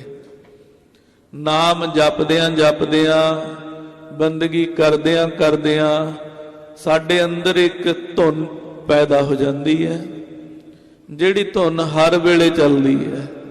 ਤੇ ਜਿੰਨੇ ਵੀ ਪੰਥ ਦੇ ਵਿੱਚ ਮਹਾਪੁਰਖ ਹੋਏ ਹੈ, ਤਕਰੀਬਨ ਸਾਰੇ ਮਹਾਪੁਰਖਾਂ ਦਾ ਇਹ ਮਤਾ ਗੁਰਬਾਣੀ ਦੇ ਸਿਧਾਂਤ ਅਨੁਸਾਰ ਕਿ ਜਦੋਂ ਇਹ ਅੰਦਰ ਨਾਮ ਦੀ ਧੁਨ ਚੱਲ ਪੈਂਦੀ ਹੈ, ਜਿਹਨੂੰ ਮਹਾਰਾਜ ਜੀ ਨੇ ਗੁਰਬਾਣੀ ਚ ਕਿਹਾ ਪ੍ਰਭ ਕੈ ਸਿਮਰਨ ਅਨਹਦ ਝੁਨਕਾਰ, ਸੁਖ ਪ੍ਰਭ ਸਿਮਰਨ ਕਾ ਅੰਤ ਨਾ ਪਾਰ। ਜਦੋਂ ਇਹ ਨਾਮ ਦੀ ਸਹਿਜ ਧੁਨ ਅੰਦਰ ਚੱਲ ਪੈਂਦੀ ਹੈ, ਫਿਰ ਸਾਡਾ ਕਰਨ ਵਾਲਾ ਕੁਛ ਬਾਕੀ ਨਹੀਂ ਰਹਿ ਜਾਂਦਾ, ਫਿਰ ਸਾਰੀ ਕਲਾ ਇਸ ਧੁਨ ਦੀ ਹੁੰਦੀ ਹੈ। ਮਹਾਰਾਜ ਜੀ ਦੀ ਬਾਣੀ ਚ ਵੀ ਬਚਨ ਆਉਂਦੇ ਹੈ, ਧੁਨ ਮਹਿ ਧਿਆਨ, ਧਿਆਨ ਮਹਿ ਜਾਣਿਆ, ਗੁਰਮੁਖ ਅਕਥ ਕਹਾਣੀ। ਕਹਿੰਦੇ ਉਹ ਫਿਰ ਧੁਨ ਆਪਣੇ ਆਪ ਚੱਲਦੀ ਰਹਿੰਦੀ ਹੈ, ਤੇ ਇਹਦੇ ਚ ਬੰਦਗੀ ਕਰਨ ਵਾਲੇ ਦਾ ਧਿਆਨ ਟਿਕਿਆ ਰਹਿੰਦਾ ਹੈ ਤੇ ਧਿਆਨ ਦੇ ਵਿੱਚ ਹੀ ਵਾਹਿਗੁਰੂ ਨੂੰ ਜਾਣ ਲਈਦਾ। ਵਾਹਿਗੁਰੂ ਜੀ ਦੀ ਕਿਰਪਾ ਹੋ ਜਾਂਦੀ ਹੈ। ਕਹਿੰਦੇ ਧੁਨ ਤੋਂ ਪਹਿਲੇ ਉਦਮ ਕਰਨਾ ਪੈਂਦਾ ਅਭਿਆਸੀ ਨੂੰ। ਜਦੋਂ ਧੁਨ ਸ਼ੁਰੂ ਹੋ ਜਾਏ ਫਿਰ ਉਹਦੇ ਕਰਮ ਕਰਨ ਨੂੰ ਕੁਛ ਰਹਿ ਨਹੀਂ ਜਾਂਦਾ। ਜਪਾ ਜਾਪ ਨਾ ਵਿਸਰੈ। ਫਿਰ ਕਹਿੰਦੇ ਬਿਨਾਂ ਜਪਿਆ ਹੀ ਇਹ ਜਾਪ ਚੱਲ ਪੈਂਦਾ। ਇਹ ਧੁਨ ਫਿਰ ਅੰਦਰ ਨੂੰ ਸਕੂਨ ਦਿੰਦੀ ਹੈ, ਸੁੱਖ ਦਿੰਦੀ ਹੈ, ਟਿਕਾ ਦਿੰਦੀ ਹੈ, ਰਸ ਦਿੰਦੀ ਹੈ, ਸਾਰਾ ਕੁਛ ਬਖਸ਼ ਦਿੰਦੀ ਹੈ। ਮਹਾਰਾਜ ਕਹਿੰਦੇ ਫਿਰ ਭਾਈ ਅੰਦਰੋਂ ਸਹਿਜ ਧੁਨ ਚੱਲ ਪੈਂਦੀ ਹੈ। ਹੌਲੀ ਹੌਲੀ ਅੰਦਰੋਂ ਹੀ ਅੰਮ੍ਰਿਤ ਦਾ ਆਨੰਦ ਆਉਣਾ ਸ਼ੁਰੂ ਹੋ ਜਾਂਦਾ ਹੈ। ਹਾਂਜੀ। ਅੰਜਨ ਮਾਹੇ ਨਿਰੰਜਨ ਰਹੀਐ, ਜੋਗ ਜੁਗਤ ਇਵ ਪਾਈਐ। ਮਹਾਰਾਜ ਕਹਿੰਦੇ ਇਹ ਸਹਿਜ ਧੁਨ ਭਾਈ ਕਿਹਨਾਂ ਨੂੰ ਪ੍ਰਗਟ ਹੁੰਦੀ ਹੈ? ਕਹਿੰਦੇ ਜਿਹੜੇ ਅੰਜਨ ਚ, ਮਾਇਆ ਚ, ਸੰਸਾਰ ਚ ਰਹਿੰਦੇ, ਇਹਦੇ ਪ੍ਰਭਾਵ ਤੋਂ ਰਹਿਤ ਰਹਿੰਦੇ ਆ। ਕਹਿੰਦੇ ਉਹ ਫਿਰ ਜੋਗ ਦੀ ਇਹ ਜੁਗਤੀ, ਵਾਹਿਗੁਰੂ ਨਾਲ ਜੁੜਨ ਦੀ, ਨਾਮ ਨਾਲ ਬੰਦਗੀ ਨਾਲ ਜੁੜਨ ਦੀ ਜੁਗਤੀ ਨੂੰ ਪਾ ਲੈਂਦੇ ਐ। ਨਾਨਕ ਜੀਵਤਿਆਂ ਮਰ ਰਹੀਐ, ਐਸਾ ਜੋਗ ਕਮਾਈਐ। ਮਹਾਰਾਜ ਜੀ ਕਹਿੰਦੇ ਭਾਈ ਜੇ ਐਸਾ ਜੋਗ ਕਮਾਉਣਾ ਚਾਹੁੰਦੇ ਹੋ ਨਾ ਤਾਂ ਜਿਉਂਦੇ ਜੀ ਜੀਵਤ ਭਾਵ ਤੋਂ ਮਰ ਜਾਓ। ਭਾਵ ਮਨ ਦੀਆਂ ਵਾਸ਼ਨਾਵਾਂ, ਮਨ ਦੇ ਫੁਰਨੇ, ਮਨ ਦੇ ਖਿਆਲ, ਇਹਨਾਂ ਨੂੰ ਮਾਰ ਲਓ। ਵਾਜੇ ਬਾਜੋ ਸਿੰਘੀ ਵਾਜੈ, ਤਉ ਨਿਰਭਉ ਪਦ ਪਾਈਐ। ਕਹਿੰਦੇ ਜੋਗੀਓ ਜਿਹੜੀ ਫਿਰ ਇਹ ਸਿੰਘੀ ਵਜਾਨੇ ਹੋ ਨਾ ਤੁਸੀਂ, ਕਹਿੰਦੇ ਬਿਨਾਂ ਵਜਾਇਆ ਹੀ ਅੰਦਰ ਵੱਜਦੀ ਹੈ। ਆਖੋ ਸਤਨਾਮ ਸ੍ਰੀ ਵਾਹਿਗੁਰੂ। ਕਹਿੰਦੇ ਜਿਹੜੇ ਨਾਦ ਬਾਹਰ ਸੁਣਦੇ ਆ ਨਾ ਵੱਜਦੇ, ਇਹ ਅੰਦਰ ਹੀ ਵੱਜਣ ਲੱਗ ਪੈਂਦੇ ਆ। ਕਹਿੰਦੇ ਆ ਬੰਸਰੀ ਦੀ ਧੁਨ ਜਿਹੜੀ ਬਾਹਰ ਬੜੀ ਮਿੱਠੀ ਲੱਗਦੀ ਹੈ ਨਾ, ਫਿਰ ਜਦੋਂ ਅੱਖਾਂ ਬੰਦ ਕਰਕੇ ਬੈਠੀਦਾ ਇਹ ਅੰਦਰੋਂ ਹੀ ਸੁਣਨੀ ਸ਼ੁਰੂ ਹੋ ਜਾਂਦੀ ਹੈ। ਤੇ ਜਦੋਂ ਇਹ ਅੰਦਰੋਂ ਸੁਣਦੀ ਹੈ ਨਾ, ਇਹੋ ਜਿਹਾ ਆਨੰਦ ਆਉਂਦਾ, ਇਹੋ ਜਿਹਾ ਟਿਕਾ ਆਉਂਦਾ ਵੀ ਬਾਹਰ ਦੇ ਕਿਸੇ ਸਾਜ਼ 'ਚ, ਕਿਸੇ ਧੁਨ 'ਚ ਟਿਕਾ ਹੈ ਹੀ ਨਹੀਂ ਹੈ। ਬਸ ਫਰਕ ਇੰਨਾ ਕੁ ਹੈ, ਅਸੀਂ ਕਦੇ ਇਹਨਾਂ ਨੂੰ ਮਾਣਿਆ ਨਹੀਂ ਹੁੰਦਾ, ਅਨੁਭਵ ਨਹੀਂ ਕੀਤਾ ਹੁੰਦਾ, ਤਾਂ ਸਾਨੂੰ ਬਾਹਰ ਦੇ ਬਾਜੇ ਚੰਗੇ ਲੱਗਦੇ ਆ। ਮਹਾਰਾਜ ਕਹਿੰਦੇ ਜਦੋਂ ਅੰਦਰੋਂ ਵੱਜਣ ਲੱਗ ਪੈਂਦੇ ਆ ਨਾ, ਫੇਰ ਭਾਈ ਬਾਹਰਲਿਆਂ ਦੀ ਕੋਈ ਅਹਿਮਤ ਨਹੀਂ ਰਹਿ ਜਾਂਦੀ।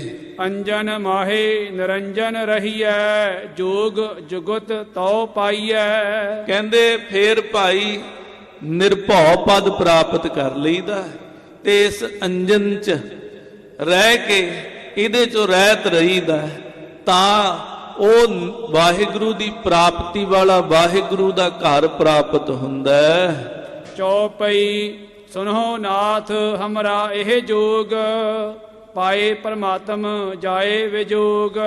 ਮਹਾਰਾਜ ਸਾਹਿਬ ਜੀ ਕਹਿੰਦੇ, ਗੋਰਖਨਾਥ ਜੀ, ਭਰਤਰੀ ਜੀ, ਚਰਪਟਨਾਥ ਜੀ ਸੁਣੋ, ਇਹ ਜਿਹੜਾ ਦੱਸਿਆ ਨਾ ਇਹ ਸਾਡਾ ਜੋਗ ਹੈ। ਸਾਡੇ ਸਿੱਖ ਇਹ ਜੋਗ ਕਰਦੇ ਆ, ਅੰਦਰੂਨੀ ਜੋਗ ਸਾਧਦੇ ਨੇ ਸਾਡੇ ਸਿੱਖ। ਭਗਤੀ ਯੋਗ ਦੁਆਰਾ ਵਾਹਿਗੁਰੂ ਨੂੰ ਪ੍ਰਾਪਤ ਕਰਦੇ ਆ। ਤੇ ਜਦੋਂ ਅੰਦਰੂਨੀ ਯੋਗ, ਭਗਤੀ ਯੋਗ ਸਾਧਦੇ ਨੇ ਸਾਡੇ ਸਿੱਖ, ਕਹਿੰਦੇ ਉਹ ਵਾਹਿਗੁਰੂ ਨੂੰ ਮਿਲ ਜਾਂਦੇ ਆ। ਤੇ ਉਹਨਾਂ ਦੇ ਅੰਦਰੋਂ ਜਿਹੜਾ ਵਾਹਿਗੁਰੂ ਦਾ ਵਿਜੋਗ ਹੈ ਨਾ, ਉਹ ਲੈ ਜਾਂਦਾ। ਭਾਵ ਵਾਹਿਗੁਰੂ ਤੋਂ ਵਿਛੜੇ ਆ ਤਾਂ ਬਾਰ-ਬਾਰ ਜੰਮ ਰਹੇ ਆ, ਤਾਂ ਬਾਰ-ਬਾਰ ਮਰ ਰਹੇ ਆ। ਜਦੋਂ ਵਾਹਿਗੁਰੂ ਨੂੰ ਮਿਲ ਜਾਈਦਾ ਤਾਂ ਫਿਰ ਇਹ ਵਿਜੋਗ ਦੂਰ ਹੋ ਜਾਂਦਾ, ਜੰਮਣ ਮਰਨ ਖਤਮ ਹੋ ਜਾਂਦਾ। ਸਹਿਜ ਜੋਗ ਸੰਤਨ ਮਤ ਐਸੇ, ਸੰਸੇ ਭਰਮ ਨਾ ਕੀਜੈ ਕੈਸੇ। ਕਹਿੰਦੇ ਭਾਈ ਇਹ ਸੰਤਾਂ ਦੇ, ਮਹਾਂਪੁਰਖਾਂ ਦੇ ਮਤ ਦੇ ਵਿੱਚ ਇਹਨੂੰ ਸਹਿਜ ਯੋਗ ਕਹਿੰਦੇ ਆ। ਤੇ ਇਹਦੇ ਵਿੱਚ ਕਿਸੇ ਵੀ ਪ੍ਰਕਾਰ ਦਾ ਕੋਈ ਸੰਸਾ ਨਾ ਕਰੋ ਕਿ ਇਸ ਯੋਗ ਨਾਲ ਵਾਹਿਗੁਰੂ ਦੀ ਪ੍ਰਾਪਤੀ ਹੋਵੇਗੀ ਕਿ ਨਹੀਂ ਹੋਵੇਗੀ। ਮਹਾਰਾਜ ਜੀ ਕਹਿੰਦੇ ਅਵਸ਼ ਹੋਵੇਗੀ। ਸ੍ਰੀ ਮੁਖ ਵਾਕ ਦੇਖਿਆ ਆਖ ਬੁਝਾਇਆ, ਸਿਫਤੀ ਸੱਚ ਸਮਿਓ। ਰਹੀ ਗੱਲ ਸਿੱਧੋ ਤੁਸੀਂ ਆਖਿਆ ਵੀ ਤੁਸੀਂ ਸਿੱਖਾਂ ਨੂੰ ਕਿਵੇਂ ਪਾਰ ਉਤਾਰੋਗੇ, ਕਹਿੰਦੇ ਭਾਈ ਸਿੱਖੋ, ਗੁਰੂ ਅੰਗਦ ਦੇਵ ਸਾਹਿਬ ਜੀ ਕਹਿੰਦੇ ਸਿੱਧੋ, ਇਹਨਾਂ ਨੂੰ ਗੁਰੂ ਨਾਨਕ ਨੇ ਸਿੱਖਿਆ ਦਿੱਤੀ ਹੈ। ਇਹ ਗੁਰੂ ਨਾਨਕ ਦੇ ਪੜ੍ਹਾਏ ਹੋਏ ਹੈ, ਗੁਰੂ ਨਾਨਕ ਦੇ ਸਿੱਖ ਨੇ। ਤਿਨ ਕੋ ਕਿਆ ਉਪਦੇਸੀਐ ਜਿਨ ਗੁਰ ਨਾਨਕ ਦਿਓ। ਮਹਾਰਾਜ ਜੀ ਕਹਿੰਦੇ ਮੈਂ ਭਾਈ ਇਹਨਾਂ ਨੂੰ ਕੀ ਉਪਦੇਸ਼ ਦੇ ਸਕਦਾ ਆ, ਜਿਨ੍ਹਾਂ ਨੂੰ ਪਹਿਲਾਂ ਹੀ ਗੁਰੂ ਨਾਨਕ ਨੇ ਗਿਆਨ ਦਿੱਤਾ ਹੋਇਆ, ਸਮਝਾਇਆ ਹੋਇਆ, ਸਿਖਾਇਆ ਹੋਇਆ। ਦੇਖੋ ਕਿੱਡੀ ਵੱਡੀ ਗੱਲ ਹੈ ਇਹ। ਅੱਜ ਕੋਈ ਮੇਰੇ ਵਰਗੇ ਨੂੰ ਦੋ ਗੱਲਾਂ ਕਰਨੀਆਂ ਆ ਜਾਣ ਨਾ, ਉਹ ਐ ਸਮਝਦਾ ਵੀ ਮੇਰੇ ਤੋਂ ਵੱਡਾ ਕੋਈ ਗਿਆਨੀ ਨਹੀਂ, ਤੇ ਜੋ ਗਿਆਨ ਮੈਂ ਸਿੱਖਾਂ ਨੂੰ ਦੇ ਸਕਦਾ ਨਾ, ਉਹ ਕੋਈ ਹੋਰ ਨਹੀਂ ਦੇ ਸਕਦਾ। ਗੁਰੂ ਅੰਗਦ ਦੇਵ ਸਾਹਿਬ ਮਹਾਰਾਜ ਗੁਰਤਾ ਗੱਦੀ ਤੇ ਬੈਠੇ ਐ, ਗੁਰਤਾ ਗੱਦੀ ਤੇ ਵਿਰਾਜਮਾਨ ਹੋ ਕੇ ਬਚਨ ਕਹਿ ਰਹੇ ਐ। ਸਿੱਧੋ ਇਹ ਗੁਰੂ ਨਾਨਕ ਦੇ ਸਿੱਖ ਨੇ, ਇਹਨਾਂ ਨੂੰ ਗੁਰੂ ਨਾਨਕ ਨੇ ਉਪਦੇਸ਼ਿਆ ਹੋਇਆ, ਮੈਂ ਇਹਨਾਂ ਨੂੰ ਕੀ ਉਪਦੇਸ਼ ਕਰ ਸਕਦਾ। ਇੰਨੀ ਨਿਮਰਤਾ ਸਾਡੇ 'ਚ ਨਹੀਂ ਹੋ ਸਕਦੀ। ਮਹਾਰਾਜ ਮਿਹਰਾਮਤ ਕਰ ਦੇਣ। ਗੁਰੂ ਅੰਗਦ ਦੇਵ ਸਾਹਿਬ ਦਾ ਜਸ ਗਾ ਰਹੇ ਆ, ਉਹਨਾਂ ਦੀ ਕਲਾ ਵਰਤ ਜਾਏ ਤਾਂ ਅੰਦਰ ਆ ਜਾਏ। ਨਹੀਂ ਜੇ ਅਸੀਂ ਕਹੀਏ ਜੀ ਸਾਡੇ 'ਚ ਉਨੀ ਨਿਮਰਤਾ ਨਹੀਂ, ਔਖਾ ਕੰਮ ਹੈ ਬਹੁਤ। ਮਹਾਰਾਜ ਜੀ ਕਹਿੰਦੇ ਸਿੱਧੋ ਇਹ ਗੁਰੂ ਨਾਨਕ ਦੇ ਸਿੱਖ ਨੇ, ਭਾਈ ਮੈਂ ਇਹਨਾਂ ਨੂੰ ਕੀ ਗਿਆਨ ਦੇ ਸਕਦਾ। ਚੌਪਈ ਇਮ ਸੁਨ ਸਿੱਧ ਭਏ ਸੋ ਪ੍ਰਸੰਨ, ਸ੍ਰੀ ਨਾਨਕ ਤੁਮ ਰੂਪ ਸੋ ਧਨ। ਜਦੋਂ ਇਹ ਬਚਨ ਮਹਾਰਾਜ ਜੀ ਦੇ ਸਿੱਧਾਂ ਨੇ ਸੁਣੇ ਨਾ, ਐ ਸਿੱਧਾਂ ਦੇ ਦਿਲ ਖਿੜ ਗਏ, ਪ੍ਰਸੰਨ ਹੋ ਗਏ, ਤੇ ਆਖਿਆ ਮਹਾਰਾਜ ਤੁਸੀਂ ਗੁਰੂ ਨਾਨਕ ਦਾ ਹੀ ਰੂਪ ਹੋ, ਮਹਾਰਾਜ ਤੁਸੀਂ ਧੰਨ ਹੋ। ਦੇਖੋ ਸਿੱਧਾਂ ਦੇ ਅੰਦਰ ਦੀ ਨਿਮਰਤਾ ਵੀ ਦੇਖੋ, ਉਹ ਵੀ ਕੋਈ ਐਵੇਂ ਤਾਂ ਹੈ ਨਹੀਂ ਉਹ ਵੀ ਐਂ ਤੁਰੇ ਫਿਰਦੇ ਆ। ਬੰਦਗੀ ਵਾਲੇ ਨੇ, ਕਮਾਈ ਵਾਲੇ ਨੇ, ਗੁਰੂ ਨਾਨਕ ਦੀ ਕਿਰਪਾ ਵਰਤੀ ਹੋਈ ਆ ਉਹਨਾਂ ਦੇ ਉੱਤੇ। ਮਹਾਰਾਜ ਤੁਸੀਂ ਧੰਨ ਹੋ, ਤੁਸੀਂ ਗੁਰੂ ਨਾਨਕ ਦਾ ਹੀ ਰੂਪ ਹੋ। ਉਚਿਤ ਜਾਨ ਤੁਮ ਕੋ ਦਈ ਗਾਦੀ, ਸਿੱਖ ਉਧਾਰੋ ਕਰ ਅਹਲਾਦੀ। ਮਹਾਰਾਜ ਆਪ ਜੀ ਯੋਗ ਸੀ ਤਾਂ ਗੁਰੂ ਨਾਨਕ ਸਾਹਿਬ ਨੇ ਆਪ ਜੀ ਨੂੰ ਇਹ ਗੁਰਤਾ ਗੱਦੀ ਦੀ ਦਾਤ ਬਖਸ਼ੀ ਹੈ। ਮਹਾਰਾਜ ਆਪ ਜੀ ਇਦਾਂ ਹੀ ਸਿੱਖਾਂ ਤੇ ਕਿਰਪਾ ਕਰਦੇ ਰਹੋ, ਇਦਾਂ ਹੀ ਸਿੱਖਾਂ ਦਾ ਪਾਰ ਉਤਾਰਾ ਕਰਦੇ ਰਹੋ। ਕਰ ਆਦੇਸ਼ ਆਦੇਸ਼ ਚਲੇ ਹੈ, ਉੱਤਰ ਲੈ ਕਰ ਕਹਿਤ ਭਲੇ ਹੈ। ਕਹਿੰਦੇ ਫੇਰ ਇਹਨਾਂ ਸਿੱਧਾਂ ਨੇ ਮਹਾਰਾਜ ਜੀ ਨੂੰ ਨਮਸਕਾਰ ਕੀਤੀ ਹੈ। ਨਮਸਕਾਰ ਕਰਕੇ ਆਗਿਆ ਲਈ, ਮਹਾਰਾਜ ਹੁਣ ਸਾਨੂੰ ਆਗਿਆ ਦਿਓ। ਸਾਡੇ ਅੰਦਰ ਨੂੰ ਨਿਸ਼ਚਾ ਹੋ ਆਇਆ ਗੁਰੂ ਨਾਨਕ ਤੇ ਤੁਹਾਡੇ 'ਚ ਕੋਈ ਅੰਤਰ ਨਹੀਂ ਹੈ। ਮਹਾਰਾਜ ਜੀ ਤੋਂ ਆਗਿਆ ਲੈ ਕੇ ਤੁਰ ਚੱਲੇ ਨੇ। ਰਸਤੇ 'ਚ ਜਾਂਦੇ ਹੋਏ ਇਹ ਸਿੱਧ ਬਚਨ ਕਰਦੇ ਜਾਂਦੇ ਆ। ਆਦੇਸ਼ ਹੈ, ਨਮਸਕਾਰ ਹੈ ਗੁਰੂ ਨਾਨਕ ਸਾਹਿਬ ਨੂੰ, ਗੁਰੂ ਅੰਗਦ ਦੇਵ ਜੀ ਨੂੰ, ਤੇ ਜਿਹੜੇ ਇਹਨਾਂ ਨੇ ਵਿਚਾਰ ਮਹਾਰਾਜ ਜੀ ਨਾਲ ਸਾਂਝੇ ਕੀਤੇ ਐ, ਉਹਨਾਂ ਦੀ ਵਿਚਾਰ ਕਰਦੇ ਐ ਕਿ ਮਹਾਰਾਜ ਜੀ ਨੇ ਉਹੀ ਜਵਾਬ ਦਿੱਤੇ ਐ ਜਿਹੜੇ ਜਵਾਬ ਗੁਰੂ ਨਾਨਕ ਸਾਹਿਬ ਨੇ ਦਿੱਤੇ ਸੀ। ਉਹਨਾਂ ਦੇ ਵਰਤਣ 'ਚ, ਉਹਨਾਂ ਦੇ ਬਚਨਾਂ 'ਚ ਤੇ ਇਹਨਾਂ ਦੇ ਬਚਨਾਂ 'ਚ ਕੋਈ ਅੰਤਰ ਨਹੀਂ ਹੈ। ਉਹਨਾਂ ਦੀ ਅਵਸਥਾ 'ਚ ਤੇ ਇਹਨਾਂ ਦੀ ਅਵਸਥਾ 'ਚ ਕੋਈ ਫਰਕ ਨਹੀਂ ਹੈ ਵੀ ਗੁਰੂ ਨਾਨਕ ਹੋਰ ਸੀ ਤੇ ਇਹ ਹੋਰ ਨੇ। ਇਹ ਉਹੀ ਜੋਤ, ਉਹੀ ਰੂਪ ਨੇ। ਇਦਾਂ ਦੇ ਬਚਨ ਸਿੱਧ ਕਰਦੇ ਜਾ ਰਹੇ ਨੇ। ਸ੍ਰੀ ਨਾਨਕ ਕਲ ਯੁਗ ਮਹਿ ਭਾਰੇ, ਧਰ ਅਵਤਾਰ ਅਦਕ ਨਰ ਤਾਰੇ। ਕਹਿੰਦੇ ਗੁਰੂ ਨਾਨਕ ਸਾਹਿਬ ਨੇ ਬੜਾ ਪਰਉਪਕਾਰ ਕੀਤਾ, ਕਲ ਯੁਗ ਦੇ ਵਿੱਚ ਆਏ, ਅਵਤਾਰ ਧਾਰਨ ਕੀਤਾ ਤੇ ਅਨੇਕਾਂ ਲੋਕਾਂ ਦਾ ਉਹਨਾਂ ਨੇ ਪਾਰ ਉਤਾਰਾ ਕੀਤਾ। ਮਾਰਗ ਸਕਲ ਸਰਾਹਤ ਗਏ, ਉਚਿਤ ਲਖੇ ਨਿਜ ਥਲ ਥਿਤ ਕੀਐ। ਕਹਿੰਦੇ ਸਾਰੇ ਰਸਤੇ 'ਚ ਹੀ ਸਿੱਧ ਗੁਰੂ ਅੰਗਦ ਦੇਵ ਸਾਹਿਬ ਦੇ ਗੁਣ ਗਾਉਂਦੇ ਗਏ, ਬਚਨ ਕਰਦੇ ਗਏ ਆਪਸ 'ਚ ਵੀ ਕਮਾਲ ਨੇ ਗੁਰੂ ਨਾਨਕ ਸਾਹਿਬ। ਕਿੰਨੇ ਯੋਗ ਨੇ ਜਿਨ੍ਹਾਂ ਨੂੰ ਆਪਣੀ ਥਾਂ ਤੇ ਬਿਠਾ ਕੇ ਗਏ ਹੈ। ਆਖੋ ਸਤਨਾਮ ਸ੍ਰੀ ਵਾਹਿਗੁਰੂ। ਕਿੰਨੇ ਯੋਗ ਨੇ ਜਿਨ੍ਹਾਂ ਨੂੰ ਆਪਣੀ ਥਾਂ ਦੇ ਉੱਤੇ ਬਿਠਾਇਆ ਹੈ। ਸੋ ਮਹਾਰਾਜ ਜੀ ਦਾ ਤਾਂ 10 ਸਰੂਪਾਂ ਤੱਕ ਇਹ ਵਿਧਾਨ ਰਿਹਾ ਕਿ ਮਹਾਰਾਜ ਜੀ ਆਪ ਗੁਰਤਾ ਗੱਦੀ ਦੀ ਦਾਤ ਬਖਸ਼ ਕੇ ਸੱਚਖੰਡ ਪਿਆਨਾ ਕਰਦੇ ਰਹੇ ਆ। ਇੱਕ ਉਦਾਸੀ ਮਹਾਪੁਰਖ ਦੇ ਬਚਨ ਨੇ, ਕਹਿੰਦੇ ਕੋਈ ਗੁਰੂ ਹੋਵੇ, ਕੋਈ ਮਹਾਤਮਾ ਹੋਵੇ ਵੱਡਾ, ਕਹਿੰਦੇ ਉਹਦਾ ਕਰਨ ਵਾਲਾ ਇੱਕੋ ਹੀ ਕੰਮ ਹੁੰਦਾ, ਉਹ ਹੁੰਦਾ ਵੀ ਆਪਣੀ ਥਾਂ ਤੇ ਆਪਣੇ ਵਰਗੇ ਨੂੰ ਸਥਾਪਨ ਕਰਕੇ ਜਾਣਾ। ਕਹਿੰਦੇ ਜਿਹੜੇ ਮਹਾਤਮਾ ਇਹ ਕੰਮ ਹੀ ਅਧੂਰਾ ਛੱਡ ਜਾਂਦੇ ਆ ਭਾਈ, ਫਿਰ ਉਹਨਾਂ ਦੇ ਪਿੱਛੋਂ ਰੌਲੇ ਪੈ ਜਾਂਦੇ ਆ, ਫਿਰ ਮਾਇਆ ਵਰਤ ਜਾਂਦੀ ਹੈ, ਲੋਭੀ ਲਾਲਚੀ ਲੋਕ ਆ ਜਾਂਦੇ ਆ। ਪਰ ਮਹਾਰਾਜ ਗੁਰੂ ਗੋਬਿੰਦ ਸਿੰਘ ਸੱਚੇ ਪਾਤਸ਼ਾਹ ਜਦੋਂ ਸੱਚਖੰਡ ਪਿਆਨਾ ਕਰਨਾ ਸੀ ਨਾ, ਮਹਾਰਾਜ ਜੀ ਨੇ ਡੰਕੇ ਦੀ ਚੋਟ ਤੇ ਆਖਿਆ ਸੀ, ਸਿੱਖੋ ਅੱਜ ਇਹੋ ਜੇ ਗੁਰੂ ਦਾ ਪੱਲਾ ਫੜਾਵਾਂਗਾ, ਜੁਗਾਂਤਰਾਂ ਤੱਕ ਤੁਹਾਡਾ ਉਹੀ ਗੁਰੂ ਰਹੇਗਾ। ਤੇ ਅੱਜ ਗੁਰੂ ਗ੍ਰੰਥ ਸਾਹਿਬ ਸਾਡੇ ਸਤਿਗੁਰੂ ਨੇ, ਸਾਡੇ ਕੋਲ ਮੌਜੂਦ ਨੇ। ਮਹਾਰਾਜ ਸਾਹਿਬ ਸੱਚੇ ਪਾਤਸ਼ਾਹ ਜੀ ਦੀ ਇਹ ਕਿਰਪਾ ਹੈ, ਸਿੱਧ ਬਚਨ ਕਰਦੇ ਆ। ਗੁਰੂ ਨਾਨਕ ਨੇ ਬੜੀ ਕਲਾ ਵਰਤਾਈ ਹੈ, ਆਪਣੀ ਥਾਂ ਤੇ ਬੜੇ ਯੋਗ ਮਹਾਤਮਾ ਨੂੰ ਸਥਾਪਨ ਕੀਤਾ ਹੈ। ਇਮ ਸ੍ਰੀ ਅੰਗਦ ਉੱਤਰ ਦੀਨੇ, ਸਿੱਖ ਚੌਹ ਦਿਸ਼ ਵਿੱਚ ਆਪ ਅਸੀਨੇ। ਕਹਿੰਦੇ ਕਵੀ ਸੰਤੋਖ ਸਿੰਘ ਜੀ ਇਸ ਤਰ੍ਹਾਂ ਭਾਈ ਸਿੱਧਾਂ ਨੂੰ ਮਹਾਰਾਜ ਜੀ ਨੇ ਉਹਨਾਂ ਦੇ ਸਵਾਲਾਂ ਦੇ ਉੱਤਰ ਦਿੱਤੇ ਸਨ, ਤੇ ਮਹਾਰਾਜ ਆਪ ਸੰਗਤ 'ਚ ਬੈਠੇ ਸੀ, ਸਾਰੇ ਸਿੱਖ ਬੈਠੇ ਸਨ, ਤੇ ਵਿੱਚ ਉਹ ਸਾਧੂ, ਉਹ ਮਹਾਤਮਾ ਗੋਰਖਨਾਥ ਵਰਗੇ ਜਿਹੜੇ ਆਏ ਸੀ ਉਹ ਵੀ ਬੈਠੇ ਸਨ। ਐਸੀ ਮਹਾਰਾਜ ਸਾਹਿਬ ਜੀ ਦੇ ਦਰਬਾਰ ਦੀ ਅੱਜ ਦੀ ਵਾਰਤਾ ਹੈ। ਅਗਲਾ ਜਿਹੜਾ ਪ੍ਰਸੰਗ ਹੈ, ਬਾਦਸ਼ਾਹ ਹਮਾਯੂ ਦਿੱਲੀ ਤੋਂ ਮਹਾਰਾਜ ਜੀ ਦੇ ਕੋਲ ਆਏਗਾ। ਸ਼ਾਮ ਦੇ ਪ੍ਰਸੰਗ 'ਚ ਆਪਾਂ ਸੁਣਾਂਗੇ। ਵੱਧ ਤੋਂ ਵੱਧ ਸੰਗਤਾਂ ਮਹਾਰਾਜ ਜੀ ਦੀ ਹਜ਼ੂਰੀ 'ਚ ਹਾਜ਼ਰੀਆਂ ਭਰ ਕੇ ਆਪਣਾ ਜੀਵਨ ਸਫਲਾ ਕਰੀਏ।